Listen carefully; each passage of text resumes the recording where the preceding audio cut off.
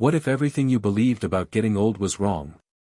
Frank Turner sat at the kitchen table, staring at the same chipped mug he'd used every morning for 31 years. The coffee had gone cold. Outside, a gray Ohio sky pressed low over the snow-dusted yard, the silence broken only by the creak of the old house settling around him like bones sighing into old age. The radio played softly in the background, a talk show that blurred into noise. Frank barely listened anymore. His hands, calloused and veined, shook slightly as he lifted the mug, but it wasn't the cold that made him tremble, it was the quiet. A kind of quiet that felt final. He used to work with machines that roared. He used to wear goggles, gloves, and a badge that said, NASA contractor, back when that meant something in this country. But now, he wore flannel and soft slippers and a white medical wristband he hadn't bothered to cut off after last week's hospital visit. Mild arrhythmia, they'd said. Time to take it easy. He hadn't told anyone because there wasn't anyone to tell. Emily hadn't called in over a year. She'd sent a Christmas card with no return address, just her name scribbled in block letters. His only daughter. His only regret. On the counter, the answering machine blinked red. Frank jabbed the button. A doctor's voice spilled out, casual and clinical, "Frank, this is Dr. Monroe. I reviewed your labs again, your heart's showing signs of stress. Nothing urgent, but I strongly advise you to slow down. No lifting, no overexertion. You've earned your rest." Frank stared at the speaker until the message ended. Rest. That word again. People said it like it was a prize, a gold watch, a sunset. But to Frank, rest was a room with no windows. He stood up too fast, felt the room tilt, and gripped the edge of the table until the dizziness passed. "I'm not done," he muttered, though no one was listening. He shuffled to the living room where the television glowed, playing some morning news fluff, something about a rocket launch. He was about to turn it off when he saw the face. Elon Musk. The name hit him like a sudden breeze through a sealed window. Musk was sitting on some podcast set, smiling like a man with 100 lives to burn. Frank reached for the volume. "I don't believe in retirement," Musk said. "Retirement is a dangerous lie. People don't need to slow down, they need to aim higher. Purpose doesn't have an age limit." Frank froze. The words didn't just land, they lodged. The screen cut to a clip of Musk walking across a SpaceX hangar, gesturing toward a towering rocket. "When you stop building, you start decaying," Musk added. "Keep moving. Keep solving. That's how you stay alive." Frank stood there for several seconds, the TV bathing his face in pale blue. Then he reached up, turned off the set, and stood in the sudden silence. He walked to the window. Outside, the old garage stood like a forgotten soldier, its roof caved slightly, the paint peeling. He hadn't been inside in years.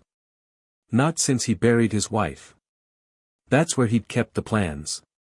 The engines. The parts. The dream. He hadn't touched them in decades, convinced that the expiration date on his usefulness had long passed. But now, something was different. Something sparked. It wasn't just the words. It was the fire behind them. That Musk guy didn't ask for permission to do anything, he just did it. And he was talking like purpose was oxygen. Frank realized he'd been holding his breath for years. "Damn it," he whispered. "Maybe I'm not done." He grabbed his coat, the thick canvas one he wore back when he worked on wind tunnels and fuel lines. It smelled like dust and motor oil. The cold slapped his face as he stepped outside. The snow crunched beneath his boots. The wind didn't care about his age. Neither did the sky. That was comforting in a strange way. He fumbled with the lock on the garage, coughing as he shoved the door open. The scent of rust, oil, and time hit him like a memory. Everything was right where he left it. The workbench covered in tools. The blueprint tube by the wall. The model plane on the shelf, half covered in cobwebs. He stepped inside and flipped the switch. The single bulb buzzed, flickered, and stayed lit. The room came alive in a golden haze. "Let's see if you still remember," he said to the model, brushing the dust from its wings. His fingers moved slowly at first, but with each touch, each motion, the rhythm returned. It was buried, but not dead. He cleared the workbench, found his old notes, the sketches, the equations he once believed would change short-range flight. The plane design had never left his mind, it had only gone quiet. "Maybe I just needed a reason," he said aloud, not caring that no one heard. That night, Frank sat at the kitchen table again. The same mug. New feeling. His hands still shook, but it wasn't weakness, it was adrenaline. On his old laptop, he pulled up YouTube, typed in Elon Musk retirement. The interview replayed. This time, he watched Musk's eyes. Not cocky, determined. The way he spoke, it wasn't just bravado, it was belief. Belief that limits were meant to be tested, not obeyed. A ticker ran under the video: "Subscribe and leave a comment. What drives you when things get tough?" Frank stared at the box. He hesitated, then typed, 72. Used to build planes. Thought I was done. Not anymore. He hit enter. Just that. No hashtags. No flair. Just truth. Then he sat back and smiled. For the first time in years, something had shifted. Not outside. Inside. A door had opened. And behind it wasn't rest or decline, it was a challenge. Something to build. A reason to try.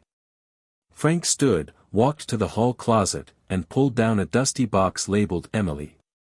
Inside were letters, photos, and a small red plane they built together when she was 8. He cradled it in his hands. "One day," he whispered. That was what she wrote on the wing. One day, they'd fly something real together. Maybe it wasn't too late. Maybe she needed to see that he still cared. That he still could. Outside, the wind howled. The world didn't know what had just happened. But Frank did. In a quiet kitchen, under a gray Ohio sky, a man who thought he was finished heard 5 words and decided to live again. Retirement is a dangerous lie.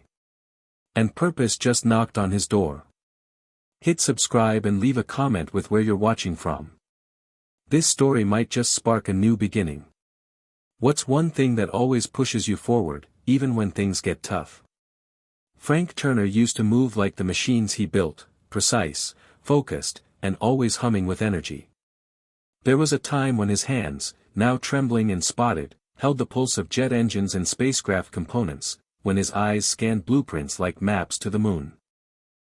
Those days felt like they belonged to another man entirely, like a dream someone else had lived.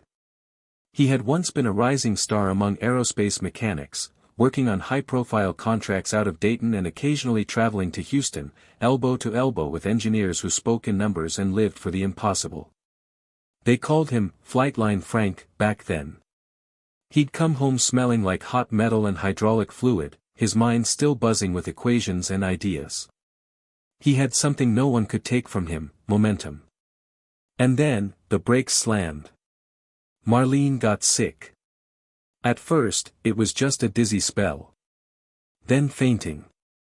Then months of doctors who used words like degenerative and progressive. Frank remembered how she used to dance in the kitchen, barefoot, her laugh rising above the old radio. But slowly, she stopped laughing. Then she stopped walking. Then she stopped. Period. And just like that, the engines in his world powered down. Frank didn't leave aerospace with a retirement party. He left with a cardboard box of personal items and a promise that he'd return once things stabilized at home. They never did. He became a full-time caregiver, pushing wheelchairs instead of wrenches, studying pill schedules instead of propulsion systems. He watched her fade while everything he once built gathered dust in the garage. For a while, he told himself he'd go back. But months became years, and by the time she passed, so had the job offers. The world didn't wait. It didn't even blink. Emily was 15 when it all started. She adored her mother, idolized her father. But when Marlene declined, Frank disappeared emotionally. He was always in the next room, tending to needs, fixing what he could, ignoring what he couldn't. Emily tried to pull him back into her orbit. She begged him to come to her band concerts, to her graduation, to just sit with her. But Frank had tunnel vision. "I'm doing this for her," he'd say, as if that explained the distance. After the funeral, Emily packed a bag and left for college out of state. She never really came back. They spoke a few times a year, stiff calls full of silences and swallowed apologies. When she got married, Frank wasn't invited. He told himself it was fine. He sent a gift. A check. Nothing personal. Just enough to show he was still breathing. That was almost 10 years ago. The house had since become a kind of museum, dusty photos, unwashed mugs, the hum of a refrigerator that hadn't been emptied in months. The bed stayed half-made. The guest room remained untouched. A small wooden box labeled Emily sat in the top of his closet, never opened. Frank couldn't remember the last time he laughed. Not chuckled. Not smiled politely. Laughed. The kind that shakes your ribs and makes you forget what year it is. He missed that man, the one who cracked jokes while welding, who danced with Marlene on the driveway in the summer heat, who read Popular Mechanics aloud to Emily like it was bedtime poetry. That man had dreams. Frank had one dream, the kind that had lived in his bones since he was a teenager, sketching rocket fins in the back of science class: build a lightweight, clean-energy personal aircraft. Not a toy. Not a model. A real one. He'd gotten close. Back in the 80s, he even had a prototype wing and a design he believed could change the world. NASA never greenlit it. Too niche, they said. Too speculative. But he kept working on it at home, tinkering after hours. Marlene believed in it. Emily even helped him name it, the One-Day Flyer. She painted the words on the prototype in red nail polish. But like everything else, the project stalled. He stopped working on it when the oxygen tanks entered the house and when Marlene's voice no longer echoed down the hallway. Now, it sat under a tarp in the corner of the garage, a coffin of dreams. Frank didn't just feel forgotten, he felt erased. By the world. By time. By his own daughter. And the worst part wasn't the quiet or the isolation, it was the sense that nothing he ever did mattered anymore. That his hands, once praised, were now just appendages for holding soup cans and the railing of the stairs. Society had a way of making men like him invisible after a certain age. No more calls. No more questions. No more relevance. Just doctor's visits, TV commercials about pills, and discounts that reminded you were shrinking into some final version of yourself. He tried the senior center once. People played bingo and made puzzles. No one asked what he used to build. No one cared that he once held a combustion engine in his arms like a newborn. He walked out after 15 minutes. On Sundays, he sat in the back pew at the old Lutheran church, not because he believed in anything particular but because it was somewhere to go. They nodded politely. No one asked questions. That was worse than being judged, it was being bypassed. Sometimes, when the loneliness grew too heavy to ignore, Frank would drive to the old airstrip just outside of town and sit in his truck, watching the occasional hobbyist lift off in a Cessna or an ultralight. He'd grip the steering wheel so tight his knuckles turned white. One day, he saw a teenager take off with an instructor and come back shaking with joy. Frank followed them to the hangar and listened from a distance. "It felt like I was weightless," the kid shouted. Frank felt like he weighed 1,000 pounds. He drove home, didn't turn the TV on, and sat in the dark. This was the rhythm of his days, an empty ritual of waking, eating, sitting, remembering, regretting. Regret was its own kind of gravity. It pulled at everything, even your breath. And he carried more of it than he let on. He regretted not going to Emily's graduation. He regretted yelling at her when she asked to take a year off before college. He regretted not saying, "I'm sorry," when she told him she felt like an orphan even when both her parents were alive. He kept her letters in that box, unopened, because he was afraid of what they said. Or maybe because he already knew. But beneath all the regret, all the silence, something else lived. A flicker. A pilot light. It was the same force that had made him sketch wings on napkins and order scrap aluminum off late-night catalogs. It hadn't gone out completely. It just needed air. It just needed purpose. Which is why, when that voice came through the screen, when Elon Musk said, "Retirement is a dangerous lie," it didn't feel like a sound, it felt like a signal. Frank couldn't explain it, but those words didn't just pass through him, they hit something. Something solid. Something buried. In a world that told him to shut down, here was a man saying, "Build. Try. Move. You're not done." And for the first time in decades, Frank felt the air shift around him, like a hangar door cracking open, letting light in. He stood that night and walked to the closet. He reached for the box labeled Emily. He didn't open it. Not yet. But he held it. And that alone felt like progress. The man who once believed his legacy had rusted away was beginning to see that perhaps it hadn't been erased at all, only paused. And maybe, just maybe, there was still time to press play. Frank Turner didn't sleep that night. Not really. He lay in bed, eyes open, staring at the ceiling fan spinning slowly overhead like the hands of a clock that refused to move forward. The garage had left its scent on his clothes, dust, metal, and oil, and it stayed with him even under the covers. That smell had once been his signature. Now it smelled like a ghost trying to remember how to live. His heart thudded a little too hard, the aftershock of adrenaline mixing with age, and he put a hand to his chest like he could slow it down by force. He wasn't scared. He was awake. Alive. That was worse in some ways. Sleep had become a kind of shelter, a daily hibernation from the ache of existing without meaning. But now, something was stirring. Something he hadn't felt in decades.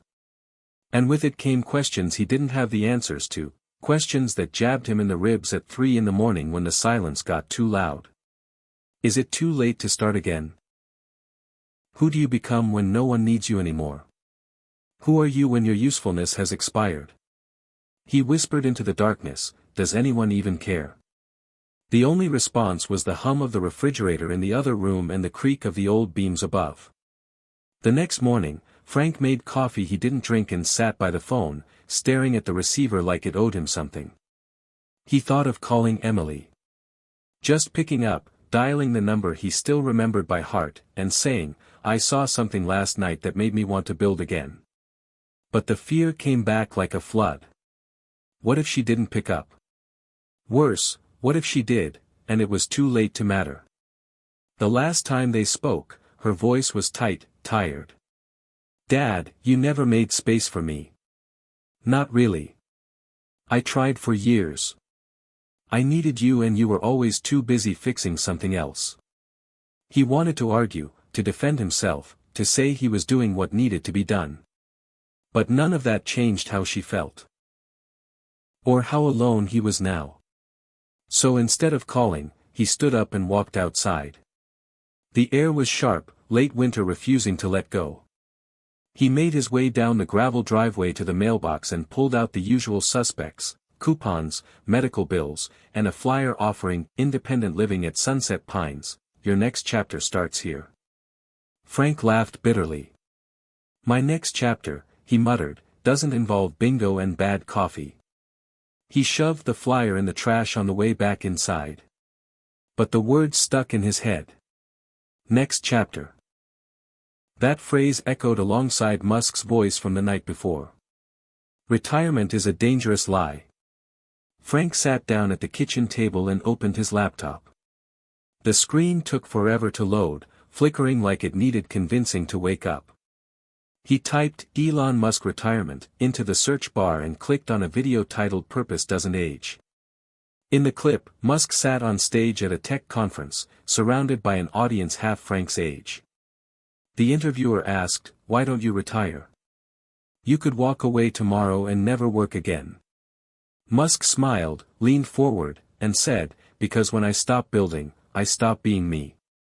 You retire when you think the best part of your story is over. I don't believe that. I think the best part is the part you're afraid to start. Frank let that sink in. The best part is the part you're afraid to start. He closed the laptop slowly and stood up. His knees cracked. His back protested. But his legs carried him to the garage without hesitation. This time, he didn't just look around. He started moving things. Clearing space. Finding tools. It wasn't fast. It wasn't clean. But it was something. At noon, he pulled out the old blueprint tube and opened it with trembling hands. The paper inside was yellowed, edges curled, but the ink was still sharp. There it was, his personal aircraft design. Lightweight. Efficient. Beautiful. He traced a line with his finger, remembering every angle. "Still looks good," he whispered. He spent hours going through parts, sorting what was usable and what had turned to junk. Every bolt he touched was a memory. Every gear a ghost. The work was slow, interrupted by shortness of breath and sudden doubts. What the hell was he doing? Trying to build an aircraft at 72? Alone? With a heart condition? He should be playing it safe, taking naps, watching daytime TV, not breathing in fumes and risking a fall every time he climbed a ladder. But he didn't stop.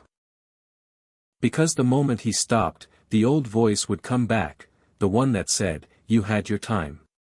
And he was tired of listening to that voice.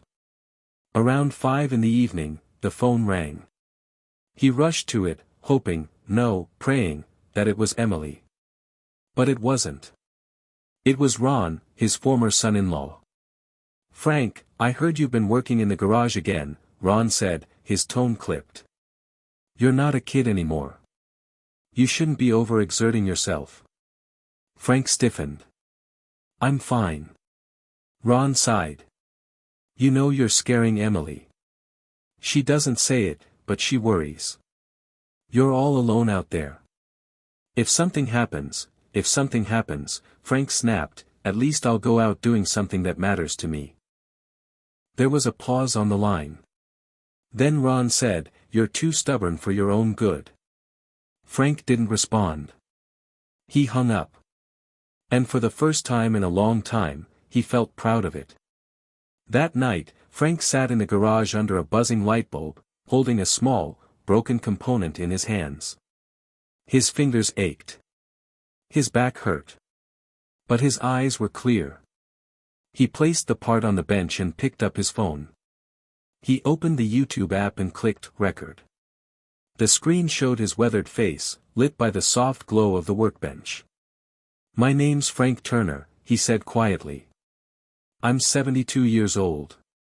I used to build things that flew. Then life grounded me. And I thought that was it. But I saw a video the other night that made me ask a question I hadn't asked in years: what if I'm not done?" He paused. Took a breath. "So I'm rebuilding something I started a long time ago. A clean energy personal aircraft. I don't know if I'll finish it. But I'm going to try. Because I think the moment you stop trying is the moment you start fading. And I'm not ready to fade." He stopped the video. Uploaded it. Didn't think much of it. Went to bed with grease under his nails and a strange calm in his chest. The next morning, he checked his phone. 32 views. 5 comments. One that said, "This reminds me of my dad." Subscribed. Another said, "Hell yeah, Frank. Go get it. And one, from a user named SkyKid44, you're not done. Not even close. Frank stared at the screen for a long time. The old questions were still there: can I really do this? Does anyone care? What's the point? But they were quieter now. Drowned out by the buzz of possibility. He stood up, stretched, and walked to the garage. A new day. A new piece to rebuild. A new war to fight, and this one wasn't against age. It was against the lie that told him his story had already ended. It started with one screw. That was all. One single stainless steel screw that Frank Turner had to remove from the rusted panel of the original engine mount. It had fused to the bracket after 30 years of cold, heat, and time's invisible corrosion. He braced the metal with one hand, gripped the old flathead screwdriver with the other, and turned with slow, grinding force. The screw didn't budge. He leaned harder. His knuckles whitened. He grunted, the muscles in his shoulders twitching from effort. For a moment, the pain in his wrist flared and he almost gave up. But then it turned, just a click. Just enough. The tiniest rotation, and the thing that had been stuck for decades began to move. That was how it started. That one screw. Not because it held anything critical in place, not because the aircraft would fly without it, but because it proved he could still do it. His body was older, sure. His bones weren't the same. His knees barked when he knelt too long. His heart had become a fragile instrument with a short fuse. But the knowledge was still there, stored in his muscles and fingertips, waiting to be used. That night, Frank went to the garage again and again, not to build, but to touch. He ran his hands over the engine housing. The carbon composite frame. The dusty toolbox from his NASA contractor days. Each item told a story. Each item whispered, "You are still the man who knew how to build something impossible." The next morning, he made a decision. A small one, but it felt big. He opened the Notes app on his phone and created a file called Daily Flight Log. Entry 1, today I removed the first screw. It took 15 minutes. It hurt like hell. But I got it. He smiled at that. The language felt familiar, like an old uniform. That evening, he filmed another short video. The same soft voice, the same buzzing light bulb above him. Day 1. It's slow work. I thought it would be faster, easier. But the truth is, I'm not who I used to be. Not physically, anyway. Still, it feels right to be back in the garage. Thank you to the strangers who left comments. You have no idea what that means. He posted it and didn't look at the numbers. This wasn't about going viral. It was about building something again. Not just with metal and wires, but with belief. The next day, he woke up sore, but instead of dreading it, he welcomed the ache. He brewed coffee and opened an old project binder he'd found tucked behind his tool chest. Inside were notes, real engineering notes, some dated as far back as 1989. Calculations for lift-to-weight ratios. Diagrams for compact energy cells. Pages and pages of hand-drawn schematics. They were brilliant. And they were his. He hadn't looked at them in years. He spent most of that afternoon cross-referencing the old diagrams with current tech on his laptop. The battery design he had once drawn from scratch was now similar to the lithium phosphate packs used in electric bikes. The composite materials had improved. The aerodynamics still held up. In fact, most of his early designs weren't outdated, they were ahead of their time. If I'd had access to this tech back then, he muttered, shaking his head. But then he stopped himself. That was the old voice. The one that fed on regret and nostalgia. What if he flipped the thought? If I have access to this tech now, why not finish it? He opened a browser tab and typed, "Build your own electric aircraft kit." There were forums. Blueprints. Open source projects. Communities of tinkerers and dreamers, some older than him, sharing what they knew. He clicked through threads late into the night, bookmarking anything that felt useful. His heart beat faster, not from anxiety, but from curiosity. That used to be his favorite drug. By the end of the week, Frank had cleared half the garage. The trash pile grew higher with every broken part he tossed, but the workbench started to look like something again. Clean. Focused. Ready. On Friday afternoon, he made his boldest move yet. He ordered a part. A new battery module, one he'd found on a forum post written by a 22-year-old engineering student from MIT. It would arrive in 5 to 7 business days. When the confirmation email came, he stared at it for a long time. Not because he didn't believe it, but because he did. That evening, the phone rang again. Unknown number. Against his better judgment, he answered. Frank, a familiar voice said. His throat went dry. Emily. Hi, she said, quietly. I saw your video. He blinked. His legs almost gave out, and he sat down slowly in the kitchen chair. You saw it? Yeah. Ron sent it to me. I didn't know you were still working on that plane. Frank looked at the garage through the window. The light was still on. I stopped for a long time. There was silence. Then she said, You look older. But you sound like you again. He felt tears behind his eyes. Not sadness. Relief. I've missed you, Em. Her voice cracked. I've missed you too. He didn't know what else to say. So he asked, Would you want to see it? The project? I don't know, she replied honestly. I mean, maybe. That was more than he'd hoped for. They hung up a few minutes later, but Frank sat there for an hour, phone still in his hand, staring out the window at the garage like it was the entrance to a new world. That weekend, something shifted. Not in the project, but in him. He began waking up before his alarm. His hands still hurt. His legs still cramped. But he didn't feel old in the same way. He wasn't waiting to die anymore. He was trying to finish something. He began posting updates more regularly. He filmed himself cleaning the fuel line ports.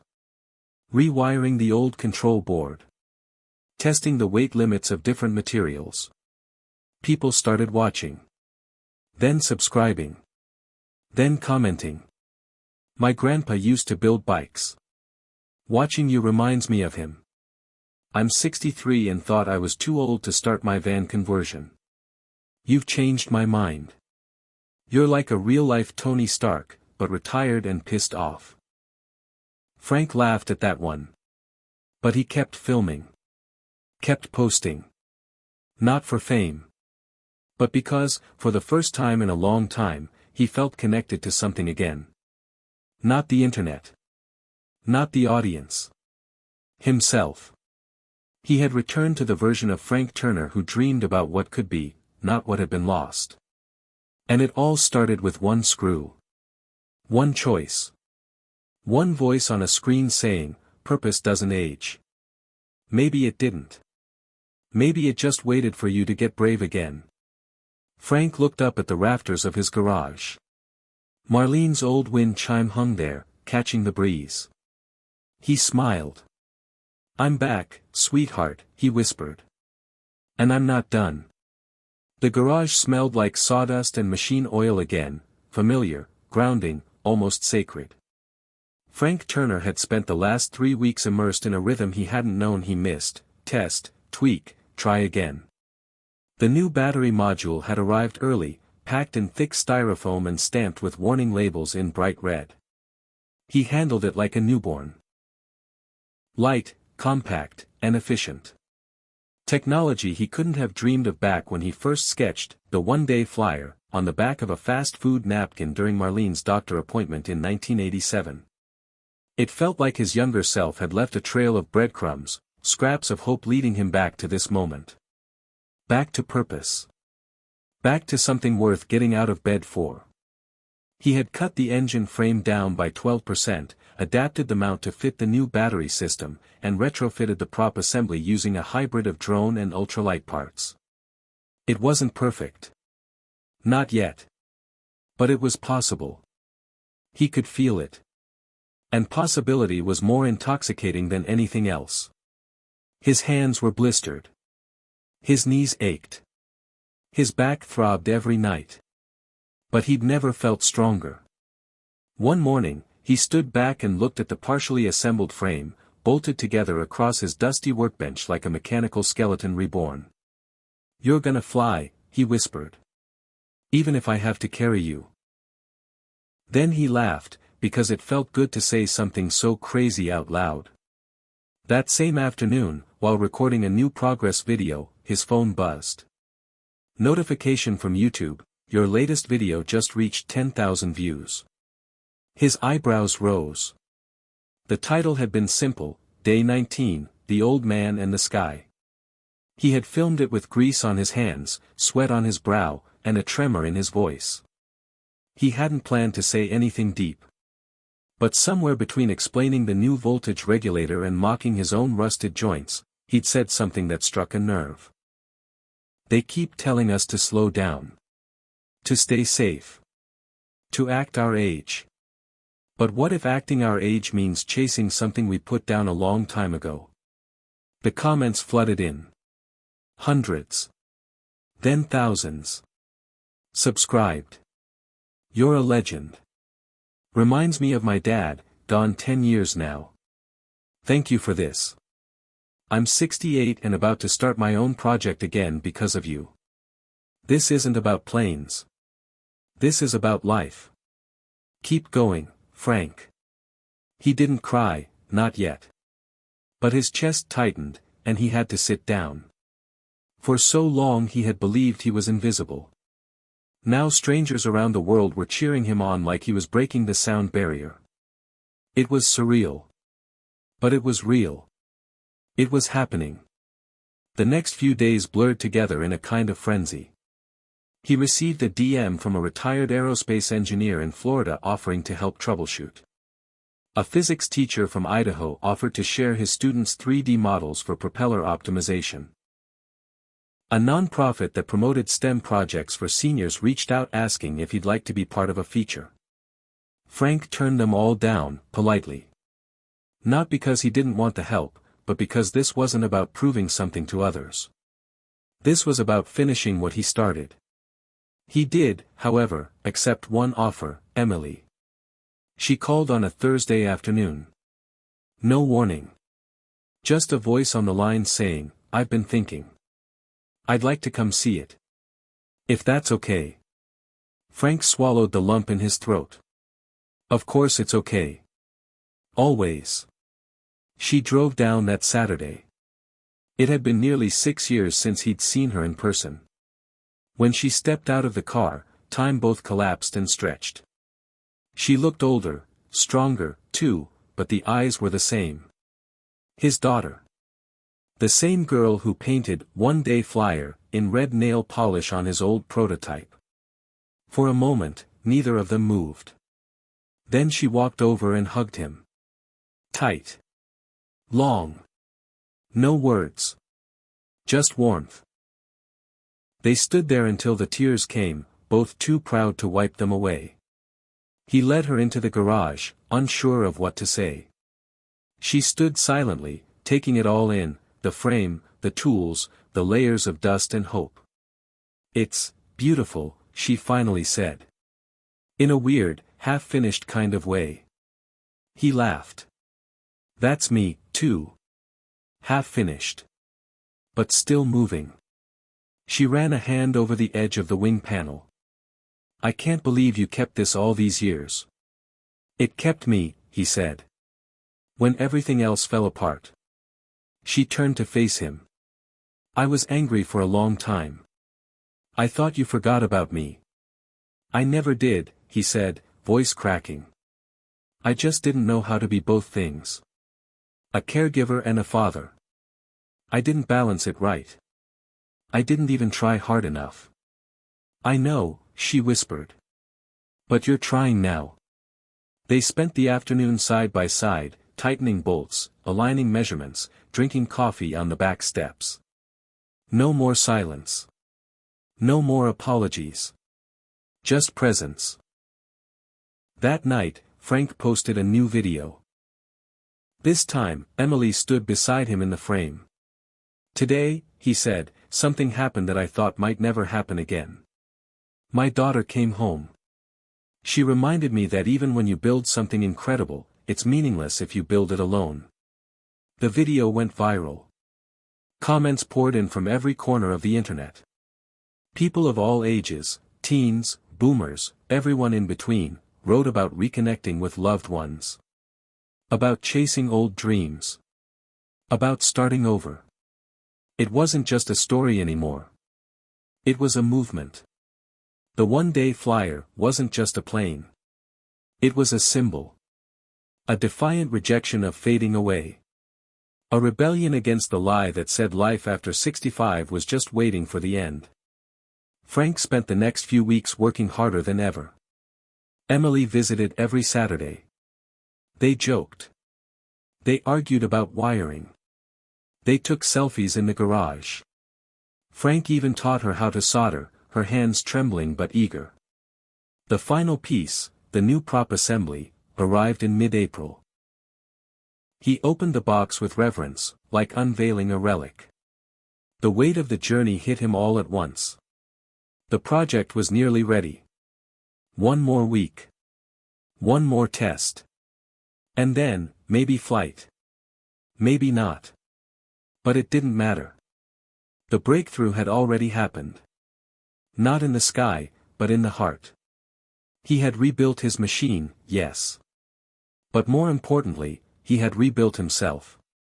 The man who once believed the best parts of life were behind him now stood at the edge of something new, with his daughter beside him, his story being told, and his spirit burning bright. Retirement? No. This was reinvention. And the sky was calling. The wind cut across the field like a whisper from the past, gentle, cool, and steady, just strong enough to lift the tall grass into ripples. Frank Turner stood on the edge of the clearing behind his house, the newly finished aircraft sitting like a sleeping bird on a makeshift launch ramp of wooden planks and patience. The one-day flyer. That was still its name.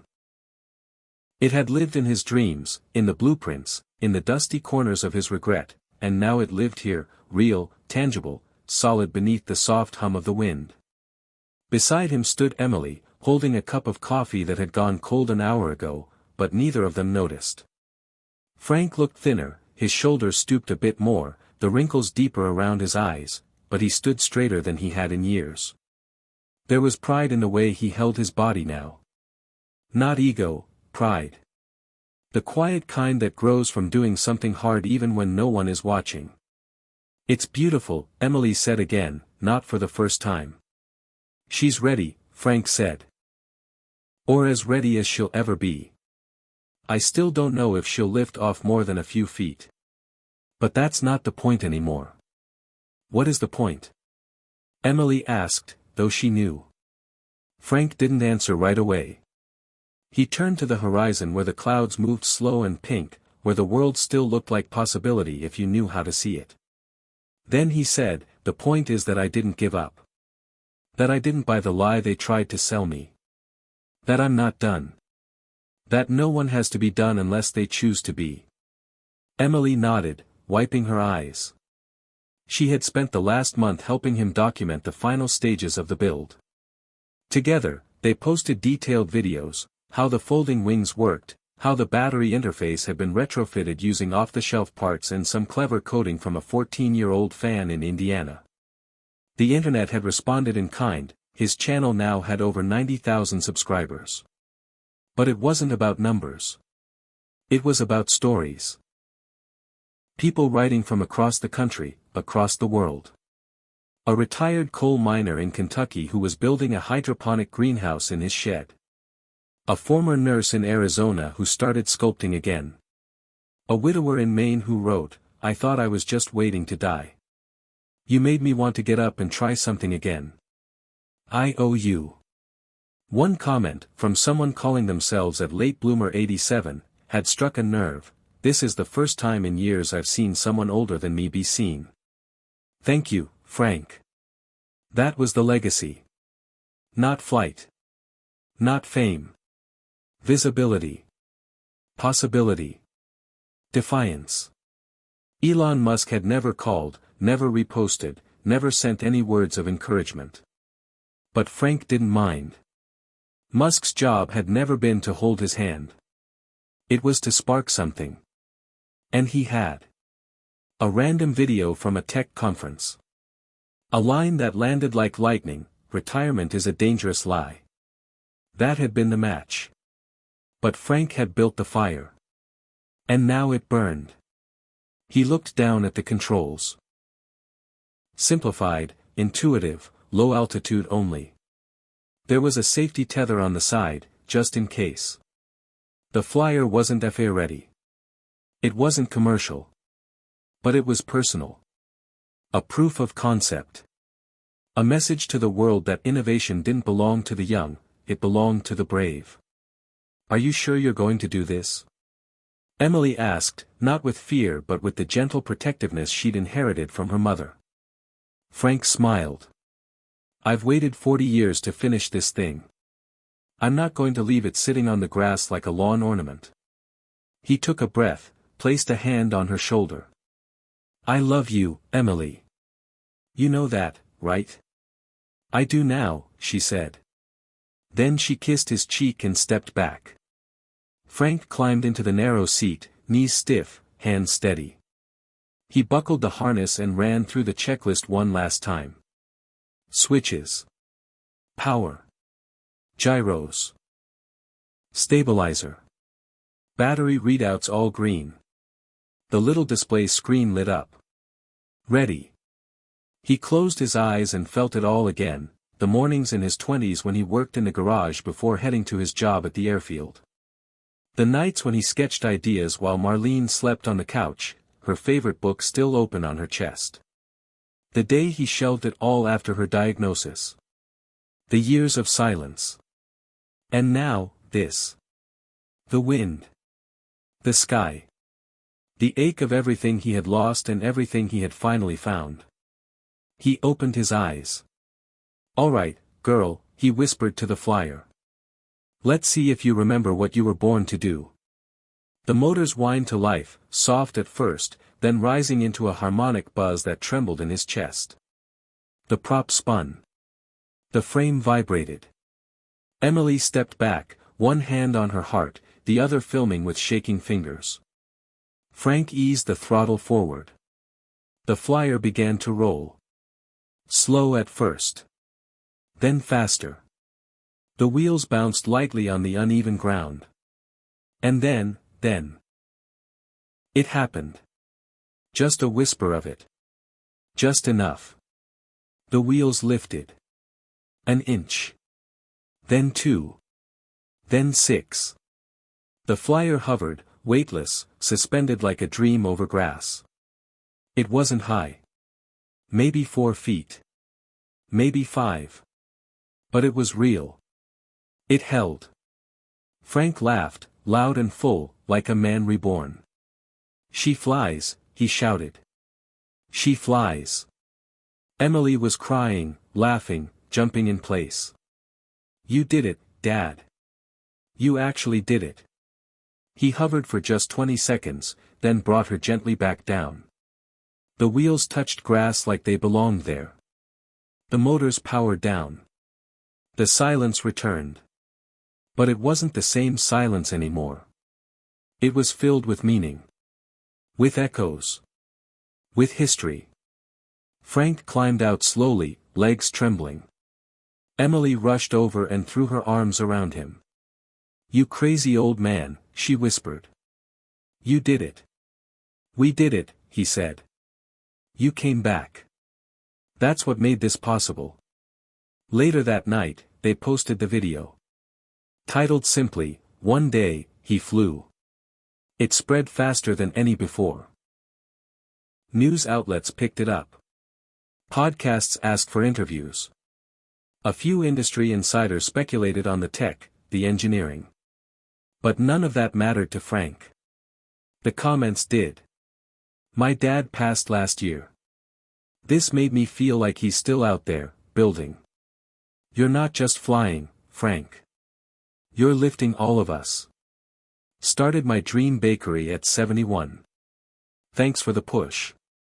And one, from a user named at Only Old on the Outside, I told my grandkids today that I'm starting a community garden. They asked why. I said, because I saw a 72-year-old man fly his dream into the sky. Frank printed that one and pinned it to the garage wall. Right under Marlene's wind chime. A few weeks later, he gave a small talk at the local community center.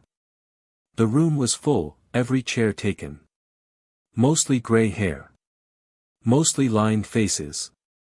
He stepped up to the mic, holding the simple remote for his slide deck, wearing his old NASA patch jacket for good luck.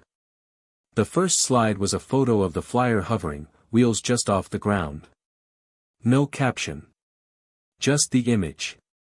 He looked out at the crowd and said, I'm not here to tell you how to build an aircraft. I'm here to tell you it's not too late to build anything. The room fell silent. He paused. Let it breathe. Then, they told us we should slow down. That we should settle. That we'd had our shot. But that's not true. Not unless you believe it. And I don't believe it anymore. Not since I took that first bolt out of the frame. He clicked again. Slide 2, a photo of Emily holding the blueprint. This isn't just about machines. It's about reconnecting. Reclaiming. Rediscovering who we were before the world convinced us we were finished. Click. Slide 3, a quote. Not his. Elon Musk's. Retirement is a dangerous lie. He looked out at the room. They say Musk is out of his mind sometimes. But on this? He's right. When you retire from doing things that matter to you, you start disappearing. And you deserve more than that. You deserve to matter until your very last breath. The applause that followed wasn't polite, it was thunderous. After the talk, a man in his late 60s approached. I used to be an architect. Haven't drawn anything in years. Think I'll go find my old sketchbook. Frank grinned. Good. And don't stop there. That night, back home in the garage, Frank stood in the quiet, hand on the flyer's wing. He wasn't done. Not by a long shot. He had already started mapping the next version, a better battery mount, stronger lift fins, maybe a second seat. Why not? But most of all, he was thinking about legacy. Not the kind you leave in your will, but the kind you leave in people. The kind that sparks something. That wakes up a part of someone that's been asleep for too long. He picked up his phone and started a new video. No music. No intro. Just him. Tired, happy, clear-eyed. If you're watching this, he said, and you think you're too old to matter, don't believe it. You're not. You never were. Sometimes, we're just waiting for someone to say it out loud. So here it is, you're not done. And neither am I. He paused. Then added, now get to work. The sky's waiting. Frank Turner woke before dawn, the sky still bruised in pale shades of blue and gray. For once his body didn't protest the early hour, maybe because it felt alive again. Or maybe because hope had become a better alarm clock than regret. He stepped into the garage, already humming with morning chill and possibility, to find Marcus standing at the bench with a notepad in hand. The teenager's curiosity had become a fixture in Frank's weeks, a bright spark in the grind. Marcus's eyes lit up when he saw Frank arrive. I got the specs from that motor online, he said, voice low with excitement. From the old drone conversion forum. I think we can adapt it as a backup engine, lightweight, efficient, electric. Frank nodded. He poured hot coffee into a chipped mug while Marcus walked through the plan. Their voices hummed over the blueprints, bat tolerance charts, voltage curves. Marcus asked questions, Frank answered, steady and clear. It felt like teaching again, and learning again. Beautiful, circular work. By mid-morning, they had dismantled the backup motor from a retired quadcopter and begun retrofitting its mounts. The old engine bracket, heavy and dated, was modified with aluminum braces and zip ties, the motor slotted in like a puzzle piece. Every cut, every drill, every torque Red felt infused with intention. For Frank, mechanics was less about machines and more about translating hope into action. As the afternoon sun warmed the garage, they paused to calibrate the motor's gear ratio.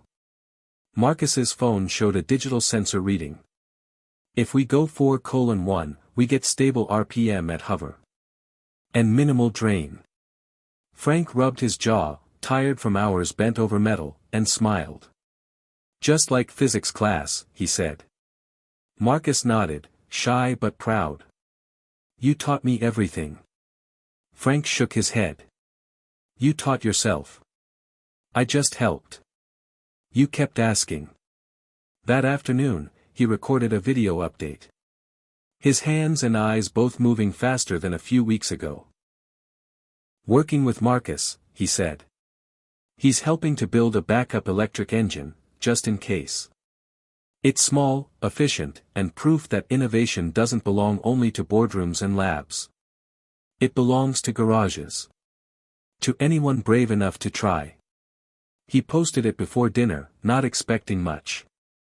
But by bedtime, the message inbox was full.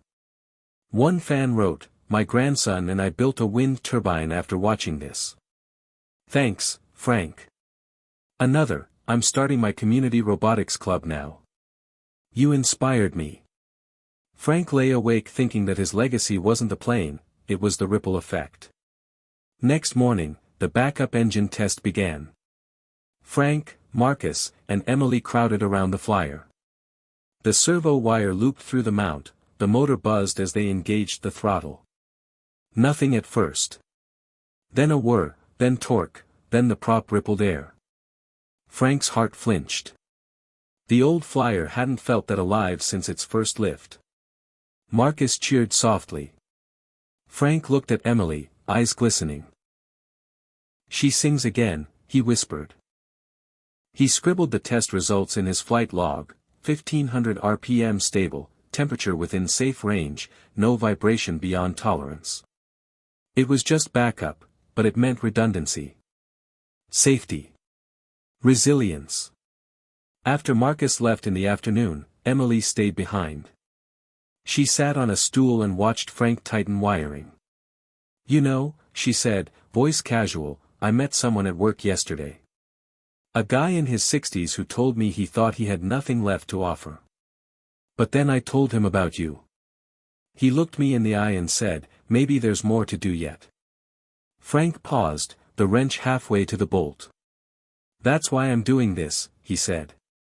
So people can see that you never run out of time to make something matter. While Emily helped oil and clean the fine parts, Frank realized how much this project had changed him. He used to think endurance was about lasting. Now he saw it was about growing. Failing. Trying again. And teaching what you'd learned. That night, Frank called his old friend Pete. A retired machinist who once taught him welding. Hey Pete, Frank said, voice softer than usual. I just wanted to say thank you. For everything you taught me. And for never telling me to stop. Pete's voice crackled. Frank, I've been watching your vids. And I cried, damn it. Never thought I'd feel pride again in something you built. Frank closed his eyes. I'm not done. Pete chuckled. I know. Keep flying, partner. Another conversation later that night, he decided to mail an envelope to the local high school, offering to talk to the engineering class. Emily smiled when she saw the envelope in the mailbox labeled Frank Turner. A gesture, she said, that said more than words. Over the next couple of days, Frank sketched upgrades, a collapsible wing edge, a smarter control interface, an emergency cutoff switch. He taped draft diagrams on the garage wall, pinned under his old faded NASA patch quilt. On Saturday, Marcus showed up with a homemade 3D printed clamp design that could hold the backup engine more securely. Frank studied it, marveling at the integration of new tech with old bones. He held the clamp in his hand. "You might have invented something here." Marcus grinned. "You just gave me a reason to build again." Frank felt something crack open inside. This wasn't just about flight anymore. It was about mentorship. About community. About legacy as shared space rather than closed chapters. That night, they filmed a collaborative video, Frank and Marcus building by the bench, Emily editing, Marcus narrating specs, Frank smiling at the camera. Together, Marcus said, "We're building something more than a plane. We're building a connection." The comments streamed in, grandchildren calling grandparents, teachers calling seniors, strangers across ages saying thanks. Frank read them quietly, tears catching in his throat. He wondered how he'd ever thought his story was over when it had just begun to unfold. In the final hour before bed, he opened the email from the high school principal confirming the presentation time, May 14th, auditorium. Engineering and Robotics Club waiting. Your story could change some lives. He sat in the empty house then, listening to the silence of purpose. He wrote one last line in his flight log, Engine 2, installed. Community 5, activated. Today we build more than flight. We build bridges. And with that, Frank Turner closed his pen and looked once more at the flyer, his unfinished dream transformed into a living engine for change. Because purpose doesn't age. It evolves. And so do we. Frank Turner stared at the mailbox every afternoon, heart pounding like the old jet engines he used to service. He imagined opening it to find something, anything, from Emily. A letter. A photo. A card. He'd rehearsed his words, "I'm still building." I'd waited in silence, tucking hope into that box labeled Emily, high in the closet, unopened. Now the irony felt sharp, rejection had not killed him. Silence had. For weeks, nothing arrived. He convinced himself it didn't matter. Emily had seen the garage, she'd filmed with him, but her feelings remained unspoken. Each morning he brewed coffee and checked again, trying not to hope. But hope kept sneaking in. More than once, a local postman offered a wave and a kind word about the flyer project, and Frank thought, this is enough. This community loves what we're building. But Emily's silence chipped at him. One afternoon, as spring turned into late April, he found himself pacing the dusty workshop floor, parts laid out meticulously, waiting to be connected. He touched the battery pack, the one Marcus helped secure. It buzzed faintly, alive. He looked at the frame, the control board, the practice throttle mechanism, and realized what he was missing wasn't parts. It was conversation. Connection. Resolution. That night he couldn't sleep. The garage light had burned on into the small hours without him. He remembered Emily's soft voice over the phone, the words, "I saw your video," then silence ever since. He wrote, and deleted, 3 messages in his email drafts, 1 apology. 1 explanation. 1 invitation, come see it again, any time. He didn't send any. What was the right tone? Proud? Ashamed? Nervous? Old? He felt all of it. What he finally did was simple, he printed a photo. It was from that Saturday afternoon with her in the frame, her hand tight on the wing edge, his smile asking everything without words. He taped it to the toolbox with a sticky note, "We finish together, or not." And he left it at that. On Sunday morning, while Emily's camera rolled live, Frank attempted the first full power test of the backup engine in tandem with the primary drive. He powered up. The motors hummed. Propellers spun. For a brief moment they balanced perfectly, main and backup synchronized like heartbeat and breath. But the tail fin vibrated out of harmony and snapped off air intake support. The machine shuddered. Frank cut the power. Silence again. Emily's live feed captured everything. She didn't flinch. It was footage of failure, rediscovered. Comments popped after the stream ended, "That's what makes this real. You got it again tomorrow." Frank closed the laptop and stared at the wings. Community believers sent messages, "Don't stop now. Engineering is failure until function." They said this to him. But inside, all he heard was that tap on the toolbox. The photo. The note. Silence. The next week became a slow blur. He fixed the broken intake with stronger braces. Rewired the throttle controller.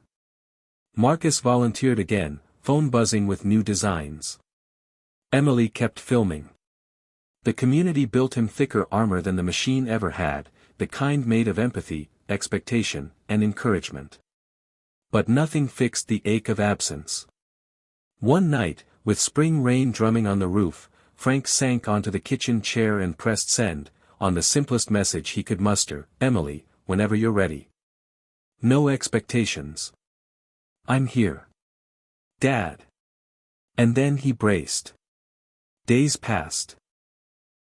He told himself life was busy, she'd reply when she could. But the house felt emptier than ever. He nodded at the mailman with forced cheer as mail piled up untouched on the counter. They reached May. The high school presentation loomed. Everyone asked if Emily would come. His pride for her had become public. But Emily's seat remained empty in his mind. On May 13th, the day before the talk, Manny from the robotics club stopped by with an envelope addressed to Frank. The return address, Emily Turner, Dayton, Ohio. His breath caught. He opened it carefully, a letter, a Polaroid photo from childhood, Frank, Marlene, and toddler Emily in a hayfield, smiling. Beneath it, shaky handwriting, "I needed time. I saw. I'm proud. See you tomorrow." He blinked until tears ran free. Hope wasn't broken. It was healing. He folded the note, clutched the photo, and stared at the chipping paint of the garage door until the world stopped trembling. The next morning, he stood at the clearing in his NASA jacket. The flyer rested behind him. Tonight he'd share his story. But before that, he turned toward the driveway and watched as an SUV rolled up. Emily got out. Her face was resolute. Her eyes full. He stepped forward without thinking. They hugged. Awkwardness collapsed. 2 years of silence vanished in a heartbeat. She lifted her head and saw his eyes, wet, weathered, alive. She reached inside her purse and pulled out another Polaroid, them together on flight day, sunlit, jubilant. "Here's to finishing together," she said. He pressed the photo to his chest. They walked to the field together in silence, no need for words now. At the community center that night, Frank spoke with her in the front row. The man who taught her to build planes. The daughter who finally came back. He told the story of engines, screws, tweets, failures, flights. Of a daughter's silence. A father's fear. A community's belief. At the end he clicked the slide, Elon Musk's words, "Retirement is a dangerous lie." Then looked at Emily, "It only took 30 years for me to truly hear you. And at 72, I flew. But you? You're the last piece that made us get off the ground." The applause wasn't just loud, it was whole. She whispered after. "I'm sorry I left. But I'm here now. That's all I ever wanted," he said. Later, at home, Frank pinned Emily's photo next to the garage blueprint. Beneath it, a new note, "No such thing as final chapter." And he turned off the light, heart unbroken, with daughter beside him and a life still unfolding. The morning light spilled gently through the windows of Frank's garage, catching dust motes like tiny stars suspended in air. Today wasn't just another day of tinkering or testing. It was the first day of a new chapter, one written not by the hands of time alone but by the hands of family reunited and purpose renewed. Emily arrived early, her breath visible in the crisp spring air, carrying a worn backpack stuffed with notebooks, sketches, and a quiet determination Frank had missed more than he'd ever admit. "Ready?" she asked, her voice steady but soft, standing in the threshold as if stepping through a portal back to something they had both lost and now were finding again. Frank nodded, feeling the weight of decades lift just a bit. They dove into work immediately, a flurry of motion, questions, and ideas trading hands across the workbench. Emily pulled out a new schematic, a redesign of the throttle controller she'd been developing quietly in her own small apartment, inspired by their recent tests and failures.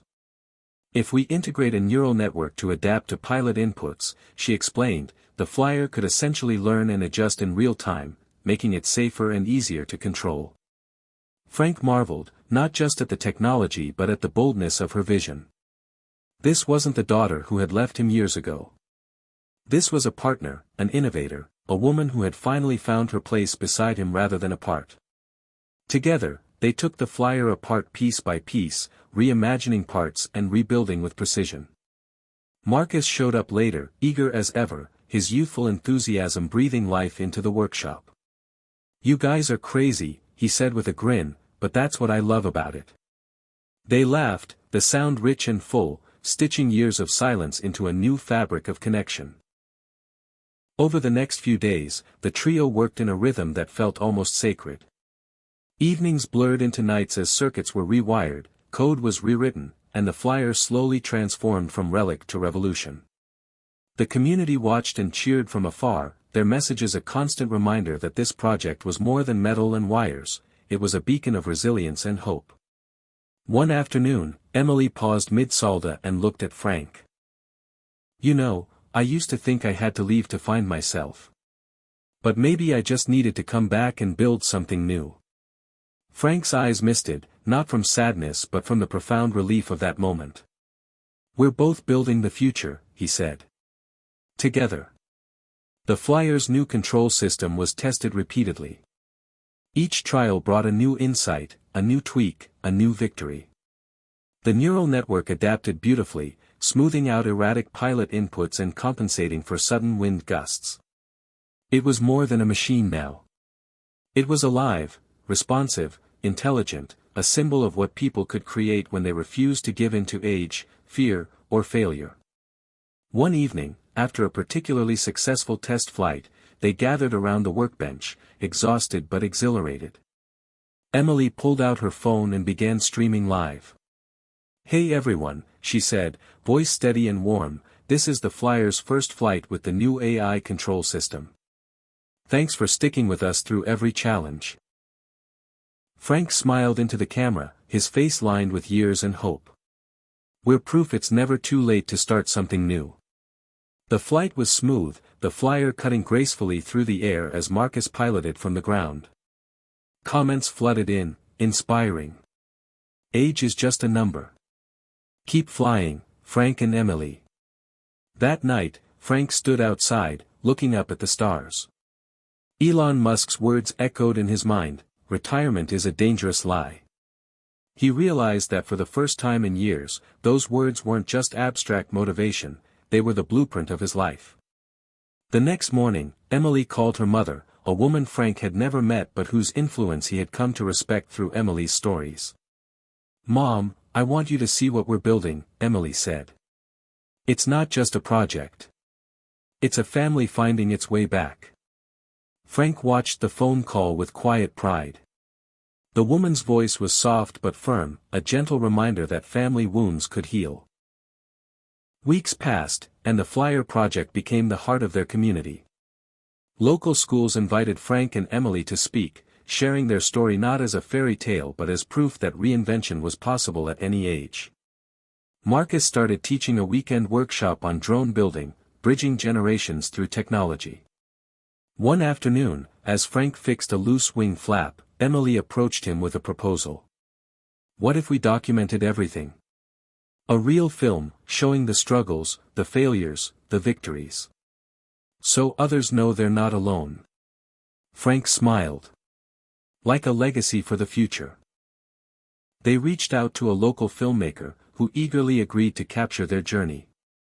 As cameras rolled, Frank found himself telling their story more openly than ever before, the loneliness, the fear, the hope, and finally, the joy of rebuilding. The film would premiere in their town hall, a gathering place transformed into a theater filled with familiar faces and new friends. The night of the premiere, Frank looked around the crowd, his heart full. Emily squeezed his hand. "We did it," she whispered. "We're still doing it." The film ended with Elon Musk's words on screen, a challenge and a call to action. The applause was thunderous, but Frank knew the real work was just beginning. As the crowd filtered out, an elderly woman approached him, tears in her eyes. "Thank you," she said. "You've reminded me it's never too late to dream." Frank nodded, humbled. He realized then that the flyer was never just about flight. It was about the courage to keep moving forward, the power of connection, and the unbreakable human spirit. Standing beside Emily, surrounded by friends and family, Frank Turner knew he had finally found his legacy, not in retirement, but in rebirth. The sky was waiting, and they were ready to fly. Hit subscribe and leave a comment with where you're watching from. This story might just spark a new beginning. What's one thing that always pushes you forward, even when things get tough? The morning sun filtered through the leaves outside Frank's garage, casting long, hopeful shadows across the tools and scattered blueprints.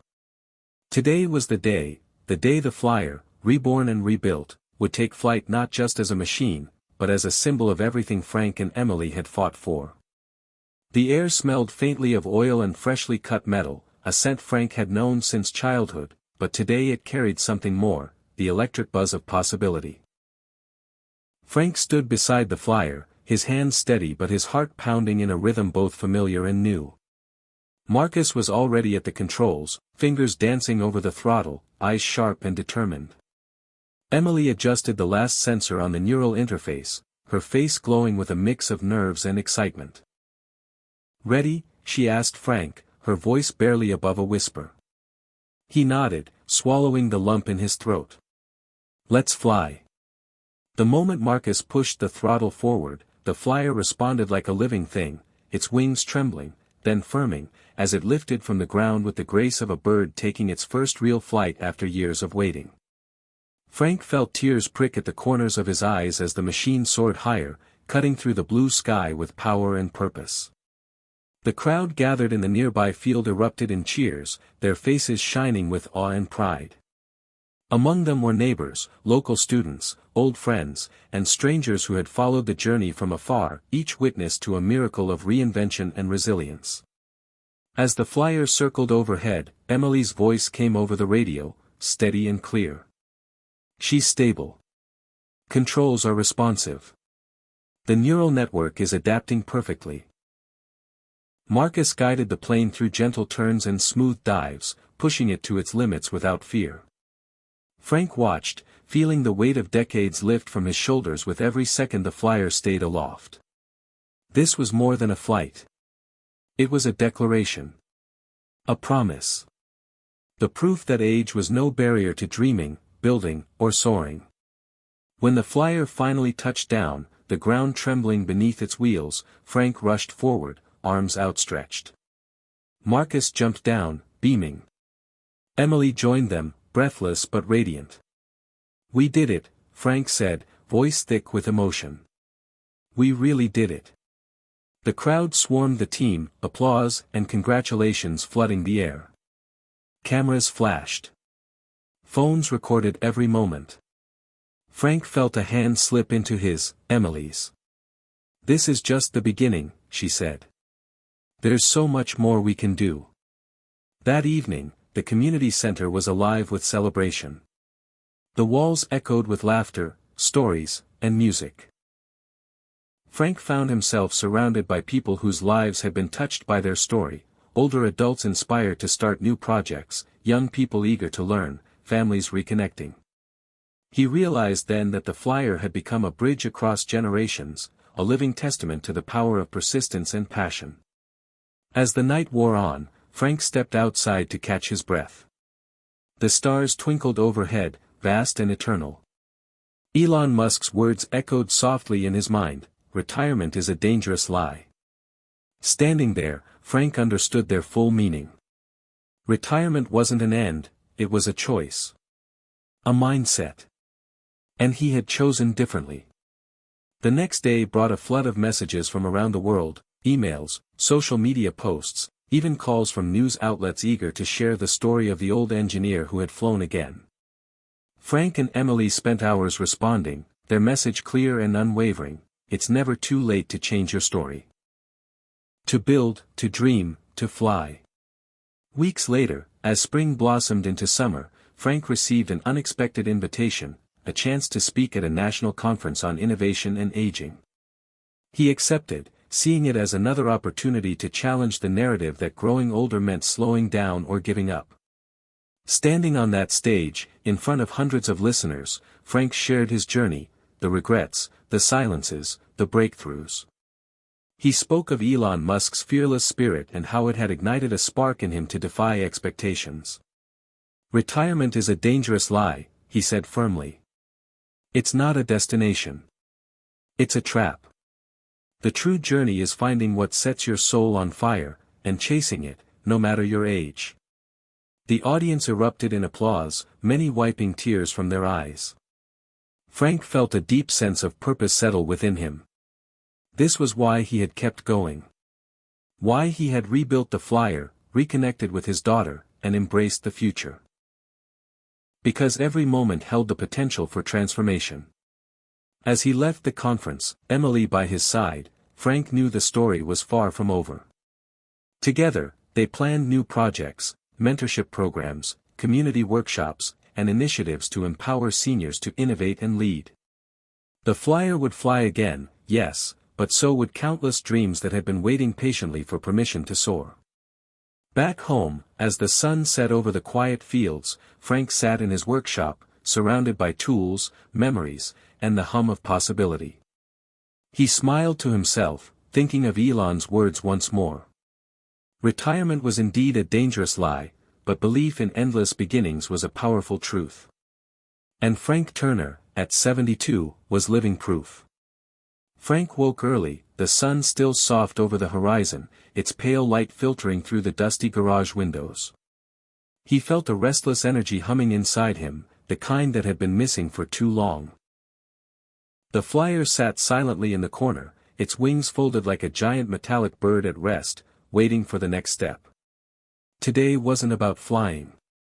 It was about breaking the mold, not just the physical limits of the machine, but the mental limits that had chained Frank and so many others for decades. After the success of the first flight, a ripple had spread beyond their small town. Emails and calls poured in from seniors across the country who felt trapped by society's narrow expectations. Many confessed the same fears Frank had once carried, that their best days were behind them, that their skills and dreams no longer mattered. Frank realized his journey wasn't unique, it was universal. The question wasn't whether he could fly the flyer again, it was how to help others break free from their own invisible cages. Over breakfast, Frank and Emily discussed a bold idea, a program to empower older adults to innovate, learn new skills, and reclaim their purpose. "We'll call it Break the Mold," Emily said, her eyes bright with excitement. "Because that's exactly what it is, shattering the old narratives about aging." Frank nodded, feeling a surge of pride. "Let's make it real." They reached out to local senior centers, libraries, and community colleges, offering workshops on everything from basic electronics to creative problem-solving, coding, and even drone piloting. Marcus helped set up an online platform so people across the country could join. The response was overwhelming.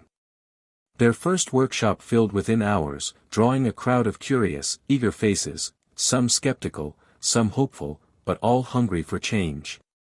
Frank stood at the front of the room, looking out at the sea of silver hair and bright eyes. He began with his story, the losses, the doubts, the long years of silence.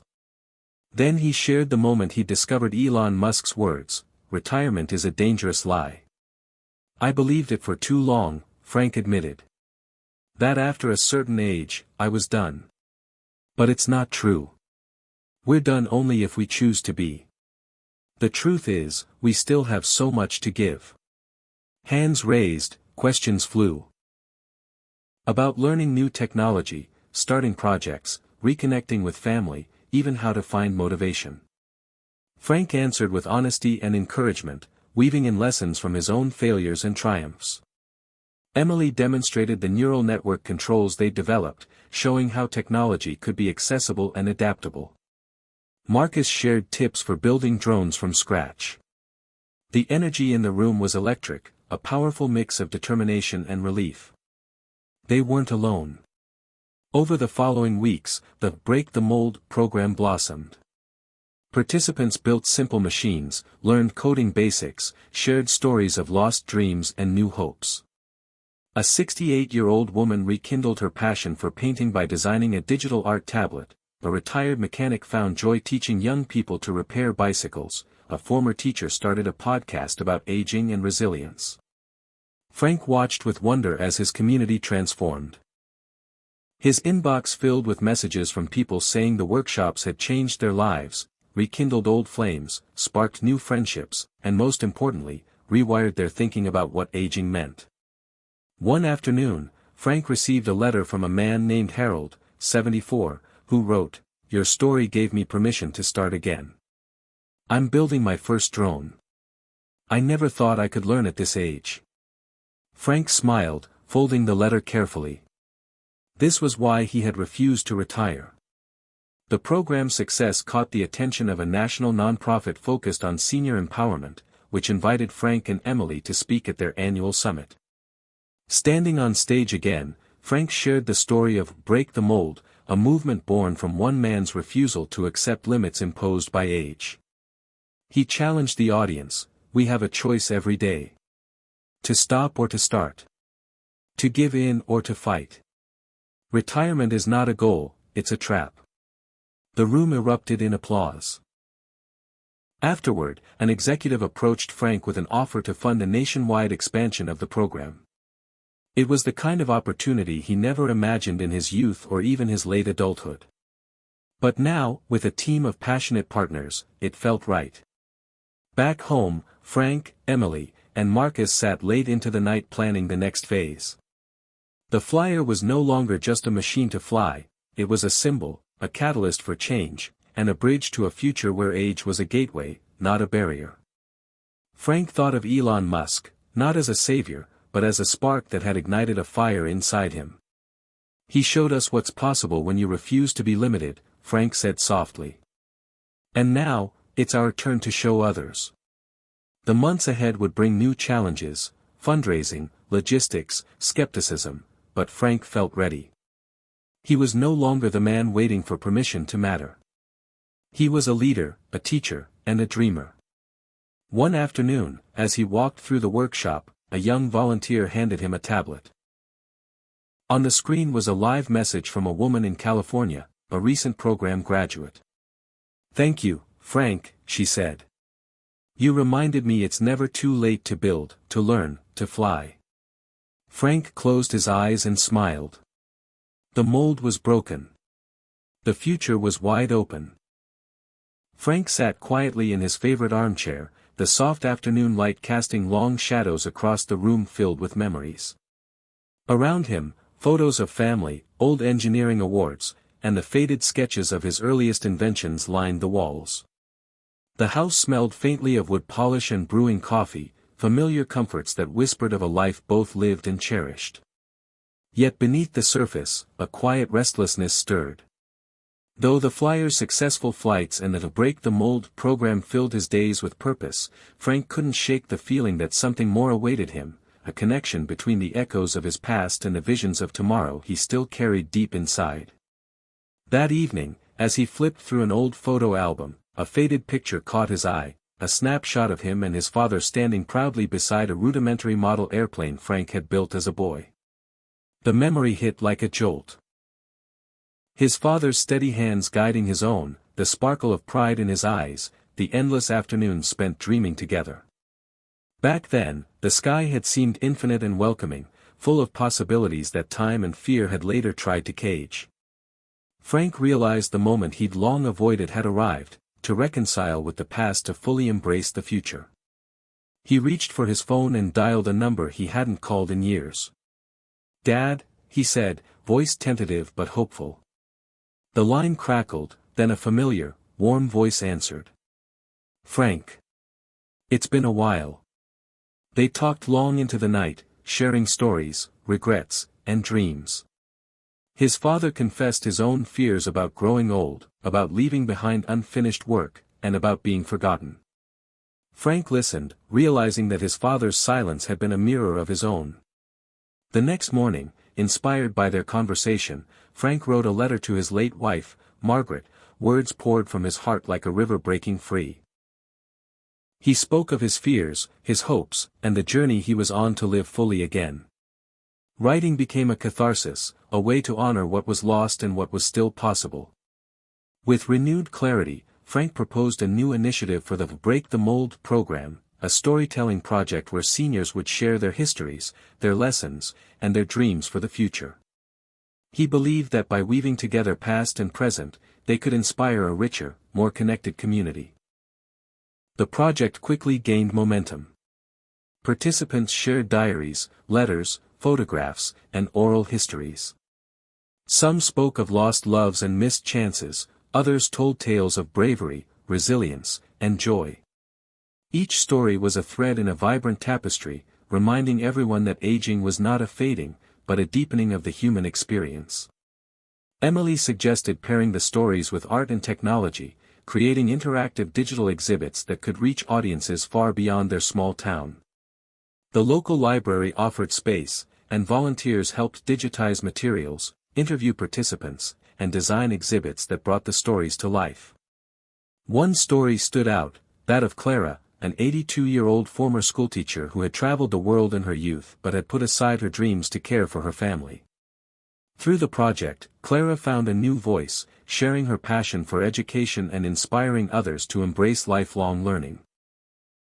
Frank visited Clara often, learning from her wisdom and humor. Their friendship became a beacon, showing him that connection and purpose transcended age. As the storytelling project grew, so did Frank's understanding of his own journey. He saw that the man who had once feared the end was now weaving a legacy, one not measured in trophies or fame, but in lives touched, dreams rekindled, and bridges built between generations.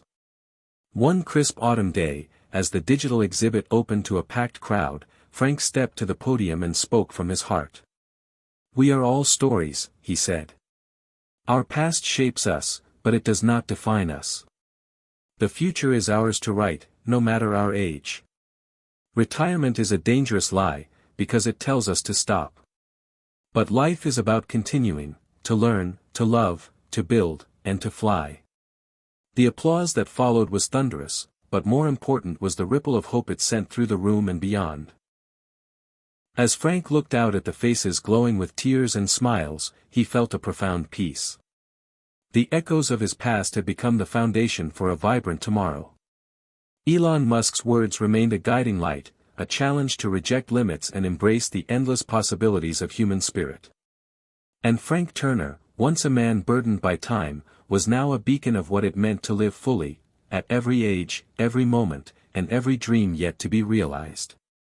Frank sat alone in the quiet of his workshop, the hum of evening settling over the town like a soft blanket. Outside, the last rays of sunlight slipped behind distant hills, leaving the sky painted in bruised purples and oranges. Inside, the air smelled faintly of solder and wood shavings, a comforting mix that always brought him back to the essence of creation. Yet tonight, despite the familiar surroundings, Frank felt a heaviness pressing against his chest. It was a night shadowed by doubt and the creeping question he had tried to ignore for months: was he running out of time? The years had added up faster than he expected, each passing birthday a quiet reminder that life's clock was relentless. The flyer had soared, the Break the Mold program was thriving, and the storytelling project had brought new meaning to many, but Frank's mind kept circling back to a gnawing fear: what if all this was just a brief flare before darkness returned? He reached for his worn notebook, the pages filled with sketches, ideas, and fragments of dreams. Among the sketches was a concept for a small, autonomous drone designed to help seniors with everyday tasks, fetching items, monitoring health, even providing companionship. It was an idea born from empathy and necessity, but tonight it felt more like a spark in the dark, a fragile hope amid uncertainty. Suddenly, his phone buzzed, a message from Marcus. "Hey, you up? Got something cool to show you." Frank smiled faintly, grateful for the interruption. Within minutes, Marcus arrived, holding a sleek prototype of the drone. "Meet Athena," he said, setting it gently on the workbench. The drone's tiny lights blinked to life, and it hovered smoothly, its movements precise and almost lifelike. "Designed with seniors in mind," Marcus explained. "It can help with reminders, carry small items, even alert someone if there's a fall or emergency." Frank felt a surge of excitement. This was more than technology. It was a tool for independence, a way to give people the freedom and confidence many lost with age. Over the next days, Frank threw himself into developing Athena, collaborating with Emily and Marcus to refine the design. They tested sensors, programmed intuitive responses, and ensured the drone's interface was simple and accessible. But as progress marched on, Frank's internal battle intensified. Could he keep pushing forward? Could he turn this spark into a flame that would truly light the way for others? One night, exhausted and restless, Frank found himself scrolling through interviews with Elon Musk. Elon's relentless drive and refusal to accept limits echoed in every word. "Failure is an option here," Elon had said once. "If things are not failing, you are not innovating enough." The word struck a chord deep within Frank. He realized that fear of failure, of time running out, had been the shadow dimming his fire. Instead of retreating, he needed to embrace risk, uncertainty, and even the possibility of falling short. With renewed determination, Frank rallied his team and community to pilot Athena in real homes. Seniors tested the drone's abilities, providing feedback and ideas for improvement. Some were skeptical at first, others welcomed the companionship and assistance with open arms. Stories poured in. An elderly woman who regained confidence to live alone, a man whose family felt reassured knowing Athena could alert them in emergencies, a couple who found joy in teaching the drone new tricks. Each success fueled Frank's belief that age wasn't a barrier to innovation or impact. One afternoon, as Frank helped set up Athena for a local senior named Ruth, she took his hand and said quietly, "You've given me a spark I thought was gone. Thank you for reminding me I still matter." The words pierced Frank's heart, a balm for all his doubts. He understood now, the spark in the dark wasn't just about technology or projects, it was about connection, hope, and the courage to keep moving forward despite fear. The media soon took notice of Athena, and Frank found himself on panels and podcasts, sharing the journey. He spoke candidly about the challenges of aging, the importance of daring to dream beyond stereotypes, and how Elon Musk's bold mindset had inspired him to break free from self-imposed limits. Through it all, Frank remained grounded in the community that had lifted him, neighbors, friends, program participants, all proving that transformation was a collective act. As autumn deepened, Frank stood outside his workshop, watching Athena perform its gentle dance in the fading light. The drone's soft whirring seemed to echo the pulse of possibility beating in his chest. He breathed in the cool air, feeling the crisp edges of the coming winter but also the warmth of purpose rekindled. Retirement was still a dangerous lie, a trap that so many fell into, but Frank Turner had chosen a different path. With every new idea, every connection, every risk taken, he proved that it was never too late to ignite a spark in the dark and turn it into a light strong enough to guide others home. The morning air was crisp and sharp as Frank stepped onto the porch, the world around him awash with the golden hues of early fall. Leaves whispered softly beneath his feet, a gentle reminder that change was not just inevitable, it was beautiful. Yet for years, Frank had resisted change, clinging to routines that dulled his spirit and chained him to a life half-lived. Today, he carried with him a new kind of courage, the courage to begin again. Since Athena's success, Frank's life had become a whirlwind of projects, talks, and new connections, but amid the momentum, he realized something essential had been missing: a deeper, more personal renewal. The years had left their mark, aches in his joints, moments of forgetfulness, and the quiet solitude that often settled in the spaces between. But what weighed heaviest was the fear that he was no longer the man who could chase dreams without restraint. One evening, as he sat with Emily watching an old documentary on Elon Musk, a question struck him like a lightning bolt: what would Elon do if he faced the weight of time and loss? Elon's relentless refusal to accept limits, to push beyond every boundary, was not just about technology, it was about mindset. Inspired, Frank decided it was time to rewrite his own story, not just for the community, but for himself. That decision led him to an unexpected place, the local community college, where he enrolled in a creative writing class designed for seniors. The thought of sitting among strangers, struggling to find his voice on paper, terrified him. But Frank knew that growth often required stepping into discomfort. The classroom was small and bright, filled with curious faces and nervous smiles. The instructor, a warm woman named Linda, welcomed each student's story and gently urged them to dig deeper than the surface. For Frank, writing became a bridge. A way to connect with the younger version of himself, the boy who once dreamed of flying machines and fearless invention. Each assignment forced him to confront memories he had long buried, the regrets of lost time with Margaret, the estrangement from his daughter, the years spent doubting his worth. Through the writing, he found a surprising gift: forgiveness. Not just for others, but for himself. One afternoon, Frank shared a story about his father and the model airplane they built together. As he read aloud, his voice cracked with emotion, and the classroom was silent with understanding. When he finished, a woman named Ruth reached out and said, "Your story reminded me I'm not alone in my regrets. Thank you for having the courage to share." Frank smiled, realizing that beginning again was not a solitary act. It was a collective journey of vulnerability and healing. Outside of class, Frank began reaching out to his daughter, Sarah, whom he hadn't spoken to in years. Their conversations were cautious at first, filled with tentative questions and silences. But over time, the walls between them started to crumble. Sarah shared her own struggles and fears, and Frank listened with a heart open to reconciliation. It was not easy, and there were setbacks, but the seed of connection was planted. At home, Emily encouraged Frank to keep writing, even when doubt whispered he was too old to learn new skills or make new beginnings. "Age isn't a limit, Frank," she said. "It's a new chapter waiting to be written." The creative writing class became a sanctuary where Frank discovered not only stories but friendships. They formed a circle of support, sharing successes and failures, pushing each other to dream beyond the boundaries society placed on them.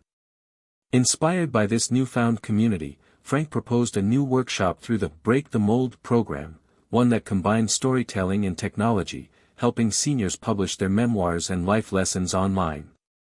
The idea was simple but powerful: to give voice to those often overlooked and to prove that every life held wisdom worth sharing. The program quickly attracted attention, drawing participants eager to tell their stories and learn digital skills. Frank watched as people who had once felt invisible found purpose and connection through their words. In the evenings, he continued to write, filling page after page with reflections, poems, and letters. One letter was addressed to Elon Musk himself. A thank you for being a spark that had ignited a fire in a man who had thought his time was past. Your words challenged me to believe in the impossible, Frank wrote. To fight for dreams no matter the years behind me. You showed me that the future belongs to those brave enough to begin again. When the letter went viral on social media, it opened a door Frank hadn't expected: a direct message from Elon Musk.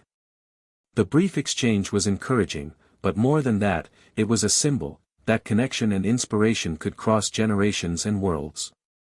The courage to begin again was no longer just Frank's story, it was a message echoing through communities and hearts everywhere. One crisp morning, as Frank prepared to lead a workshop on writing and digital publishing, he paused at the window, looking out at the world in all its messy, beautiful imperfection. He thought of the journey, the losses, the fears, the small steps that had brought him here. He understood now that life's true power lay in the willingness to start over, to embrace change with open arms, and to believe that purpose could be rediscovered at any age. Retirement was a dangerous lie, a story meant to keep people small. Frank Turner had chosen a different story, one of courage, connection, and endless beginnings. The bell rang, and Frank stepped into the classroom, ready to inspire another group of dreamers, creators, and fighters who refused to let time define their worth. The courage to begin again was not just a moment, it was a lifetime's journey, and Frank was only just getting started. Frank never expected that a chance encounter at the local coffee shop would become one of the most transformative moments of his journey. The cafe, a cozy place with sun-dappled windows and the rich aroma of freshly ground beans, was where Frank often retreated to think and write. It was here, on a quiet Tuesday morning, that he met Leonard, a man in his late 70s with a shock of white hair, a quick smile, and a spark in his eyes that mirrored Frank's own restless spirit. Leonard was an artist, a former painter and sculptor who had spent decades traveling the world, chasing his muse and evading convention. Now settled in the same small town, Leonard was grappling with the familiar demons of aging, fading eyesight, dwindling energy, and the haunting question of whether his best work was behind him. Over steaming cups of coffee, the two men shared stories. Frank spoke of his projects, his fears, and the fire Elon Musk had rekindled in him. Leonard listened intently and then, with a mischievous grin, said, "You know, I've always thought the fear of too late was just a story we tell ourselves. The truth is, creativity and purpose don't expire like milk." That simple statement struck Frank like a lightning bolt. Leonard became an unexpected mentor, guiding Frank not just in practical ways, but in the art of embracing life's second acts with audacity and grace. Over weeks, Leonard invited Frank to his cluttered studio filled with unfinished canvases and half-carved wooden figures. The space was chaotic but alive, a testament to a life dedicated to exploration. Here, Leonard taught Frank to see beyond the surface, to find beauty in imperfection and to trust intuition over fear. Inspired, Frank began experimenting with visual storytelling for the Break the Mold program. He collaborated with participants to pair their memoirs with artwork, photography, and even simple animations. The fusion of words and images brought stories to life in new, compelling ways. Leonard's mentorship extended beyond art. He challenged Frank to break free from routines that had become cages and to embrace spontaneity. Together, they took late-night drives, visited art galleries in nearby cities, and even signed up for a beginner's pottery class. Each experience chipped away at Frank's doubts, revealing a man eager to live boldly despite the years. One afternoon, Leonard shared a story from his youth, when he had left a promising career in a prestigious art school to travel across continents with nothing but a backpack and a sketchpad. "I was scared, sure," Leonard admitted, "but the fear of never trying was worse. Life isn't about playing it safe, it's about risk, even when the odds seem stacked." Frank realized that Leonard's fearlessness was not about reckless abandon but a deep respect for the fleeting nature of time and the imperative to make it meaningful. The lessons seeped into Frank's daily life. He reached out to Sarah again, this time inviting her to join a new art and storytelling exhibition featuring the participants' work. The gesture was tentative but genuine. To Frank's surprise and joy, Sarah accepted. The reunion was filled with awkward moments but also breakthroughs, shared laughter, tears, and a tentative rebuilding of trust. Together, they worked on her mother Margaret's story, blending Frank's words with Clara's paintings, creating a tribute that spoke of love, loss, and enduring connection. The exhibition's opening night was a revelation. The community gathered in the local gallery, marveling at the vibrant displays of courage and creativity. Stories of transformation echoed in every corner, weaving a tapestry of hope. Frank looked around, heart swelling with pride and gratitude. He caught Leonard's eye, and they shared a knowing smile. Their unlikely friendship had become a catalyst for change not just in Frank's life, but for many others. Elon Musk's spirit of radical reinvention was alive here, in the hands of seniors who refused to fade quietly. As the night wound down, Leonard pulled Frank aside. "You've come a long way, my friend," he said. "But remember, the journey never ends. Keep pushing, keep dreaming, and most of all, keep daring to be who you are meant to be, at any age." Frank nodded, feeling the weight and the wonder of those words. He understood now that mentorship wasn't just about guidance, it was about awakening.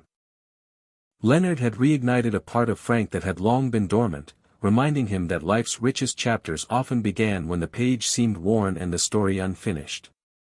Walking home under a sky glittering with stars, Frank felt a deep peace. The unexpected mentor had shown him that age was not a barrier but a bridge, connecting past experience with future possibility. Retirement remained a dangerous lie, but Frank Turner had found the courage to write a new narrative, one illuminated by friendship, creativity, and the relentless pursuit of meaning. Frank's days had begun to hum with new energy, but the true test was always the quiet moments when doubt crept in like a slow fog.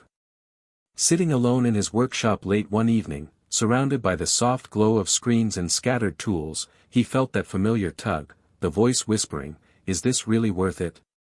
You're too old to start over." It was a moment he knew well, a shadow cast by years of ingrained beliefs about aging, relevance, and purpose. But tonight, Frank reached instead for a worn book on his shelf, Elon Musk's biography, flipping to a passage that had once struck him deep: "Persistence is very important. You should not give up unless you are forced to give up." Those words ignited something fierce within him, a fire that burned through the fog and pushed him to stand up, to move forward. The next morning, Frank woke early, the fire within refusing to be ignored.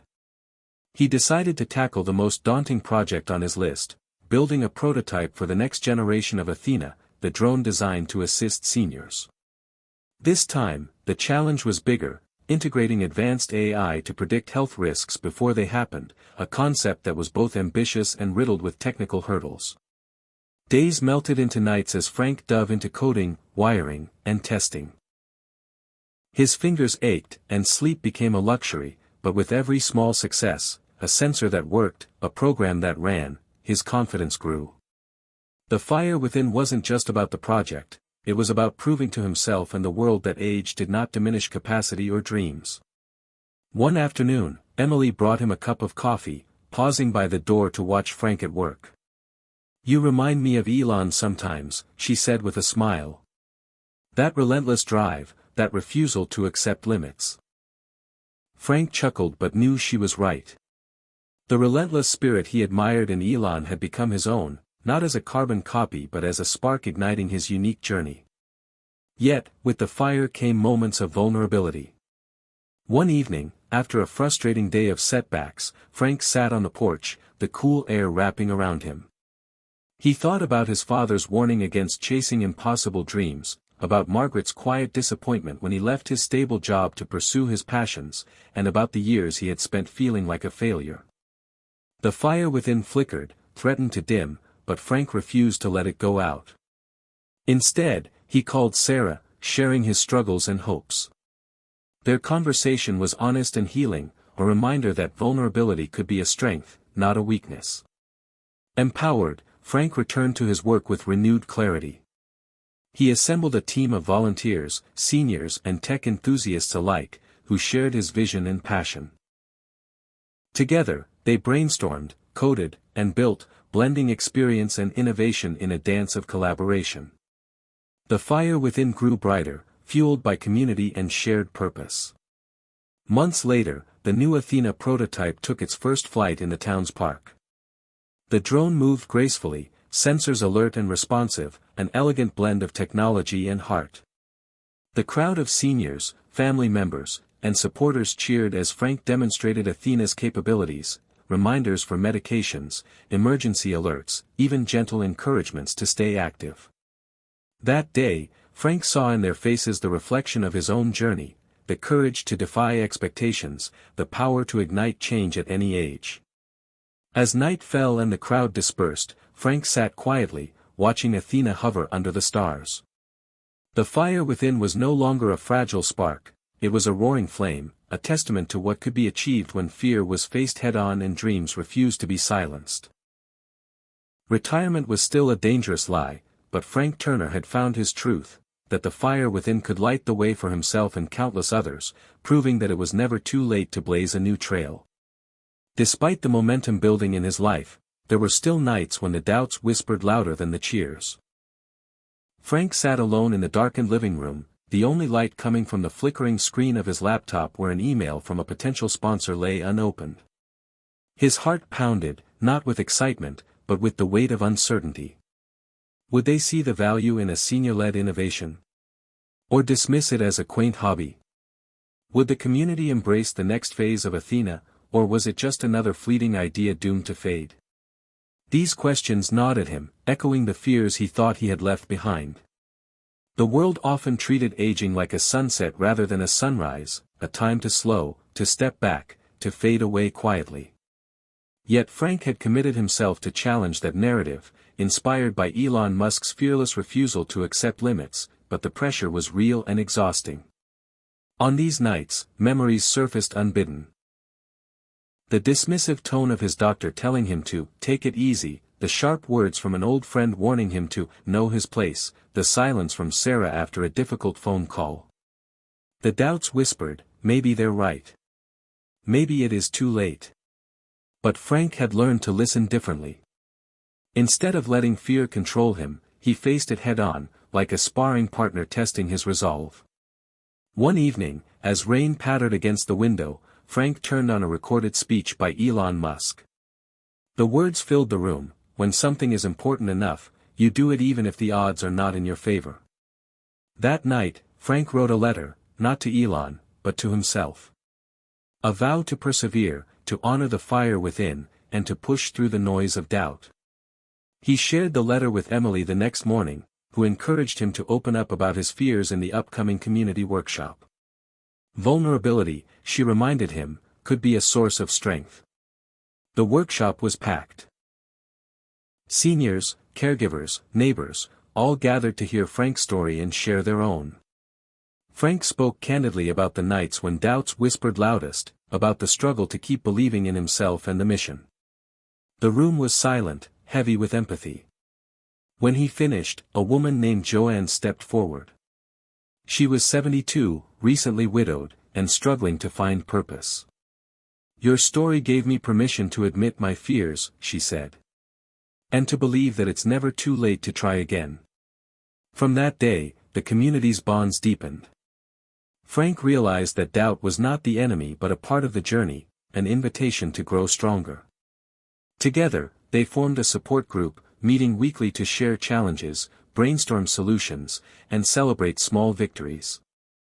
Frank's leadership was not about never faltering but about rising every time he fell. As Athena evolved, incorporating feedback and overcoming technical setbacks, Frank found himself mentoring others facing their own battles with fear and ageism.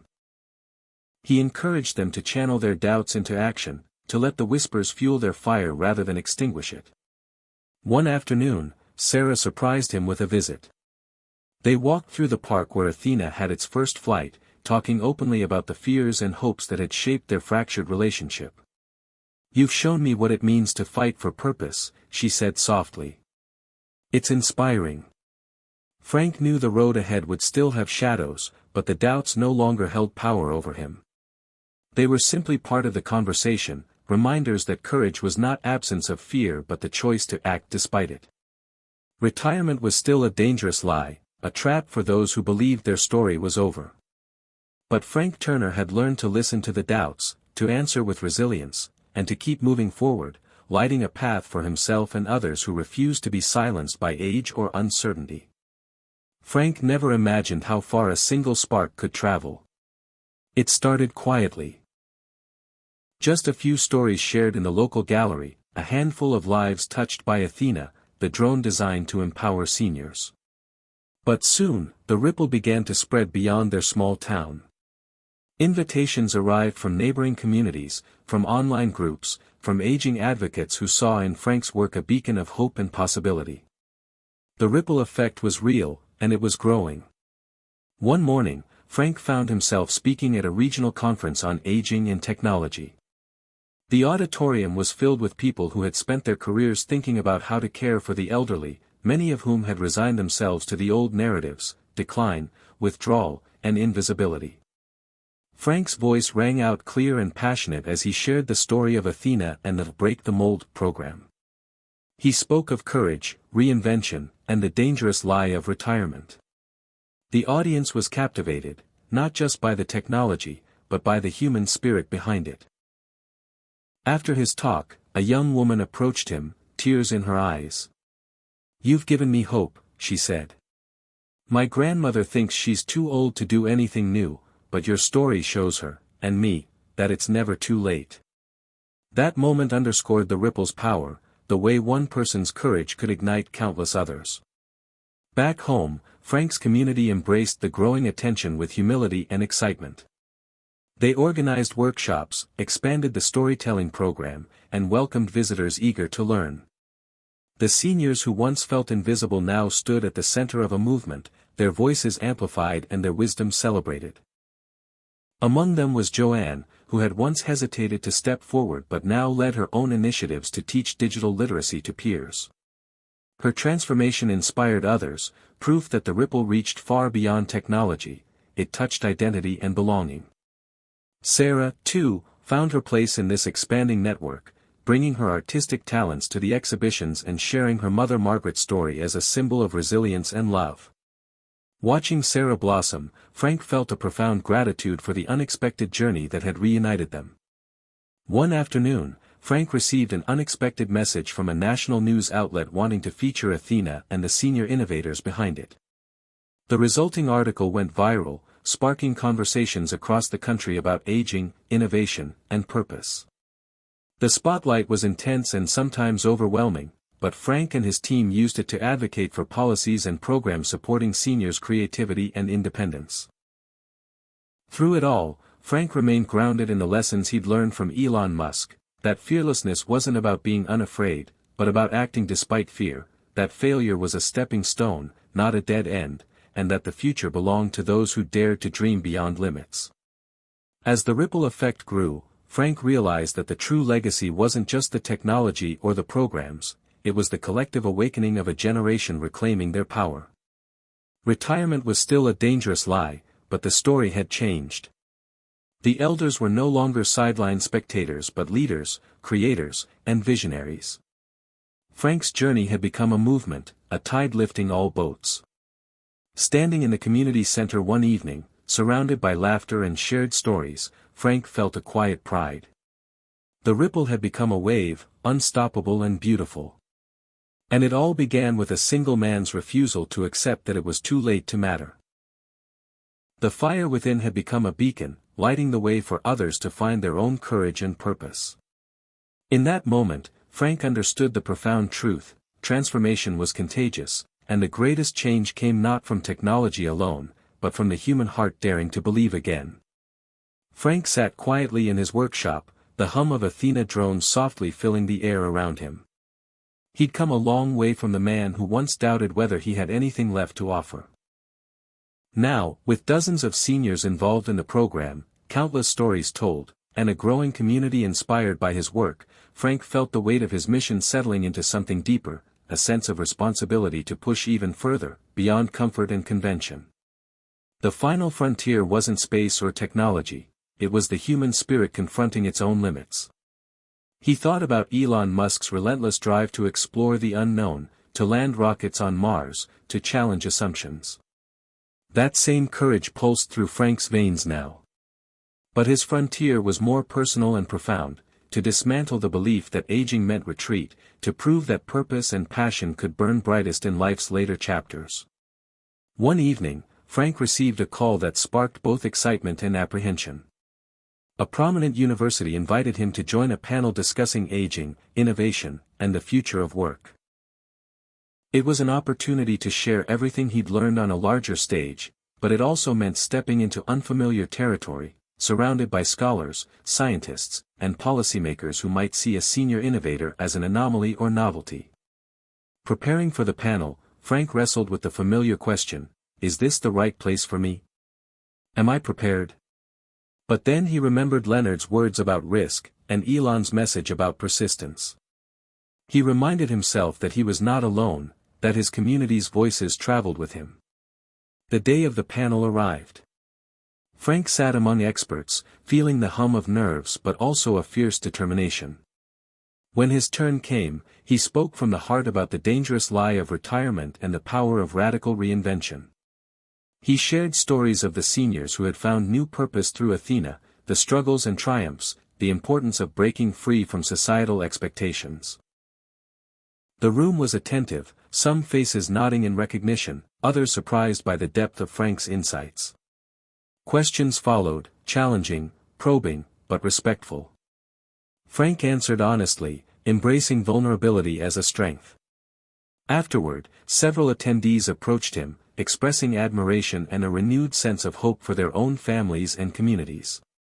That night, as Frank reflected on the experience, he realized the final frontier was not a single moment but an ongoing journey, a commitment to keep pushing boundaries, breaking stereotypes, and inspiring others to do the same. He thought of the many seniors who still felt invisible, trapped by fear or resignation. The work was far from over. But Frank no longer felt alone. He was part of a movement, a wave of change driven by courage, connection, and the refusal to accept limits imposed by age.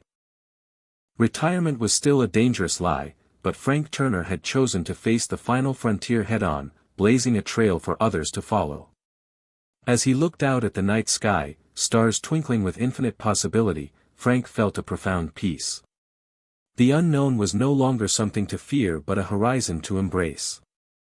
The fire within had become a beacon, guiding him, and countless others, toward a future where age was not an end but a new beginning. Frank stood on the porch of his modest home as dawn spilled soft light across the neighborhood, the familiar birdsong mingling with the gentle rustle of leaves. For years, this porch had been his refuge and his crossroads, a place where doubts and dreams collided in quiet conversation. But today felt different. Today marked the closing of one chapter and the opening of another, a new legacy born from struggle, courage, and relentless hope. He thought back to the moment it all changed, that first spark ignited by Elon Musk's fearless defiance of limits. Back then, Frank had been a man weighed down by regret, loneliness, and a creeping sense of invisibility. He had believed the lie that retirement meant the end of purpose, the closing of possibility. But the journey had revealed something far more powerful, that life's meaning doesn't fade with age, it evolves, deepens, and expands in ways we often fear to imagine. Over the years, Frank had learned to rewrite his story, embracing vulnerability and resilience, nurturing creativity, and building community. He had faced his inner wars and external doubts, transformed by unexpected mentors and fueled by an unquenchable fire within. Now, surrounded by friends old and new, by stories shared and dreams rekindled, Frank understood that his true legacy was not a product or a program but a movement, a call to every soul who felt forgotten or too old to matter. He had become a living testament that retirement was a dangerous lie, and that the real adventure was just beginning. This morning, Frank prepared to share his story one last time at a community celebration honoring the pioneers of senior innovation. The hall buzzed with energy and warmth, a tapestry of faces representing decades of wisdom and new beginnings. When Frank took the stage, he felt the weight of countless journeys behind him and the promise of many more ahead. His voice carried the conviction born of experience as he spoke, "I was never too old. I was just waiting for permission to matter again." The crowd erupted in applause, not just for Frank, but for themselves, for the courage to keep dreaming, creating, and connecting. After the event, Frank stood quietly by the window, watching the sun set over the town that had become his home and his heart. He thought of Sarah and Emily, of Leonard and Joanne, of every person who had joined the ripple, the wave, the movement. Their lives intertwined in a story bigger than any one of them, a story of hope, transformation, and enduring legacy. As night deepened, Frank wrote in his journal, the familiar pen moving steadily across the page, "Retirement is a dangerous lie. Age is not an end, but a threshold. The future belongs to those who dare to believe again. I am ready to pass the torch, knowing that the fire within will continue to light the way. Closing the journal, Frank smiled softly, feeling a profound peace. His story was not just his own, it was a gift to all who might one day stand where he had stood, ready to rise. The moment had come to rest, reflect, and then, always, to move forward. Because the truth was clear, it was never too late to change, to create, to live fully. And that was the new legacy. Hit subscribe and leave a comment with where you're watching from. This story might just spark a new beginning. What's one thing that always pushes you forward, even when things get tough?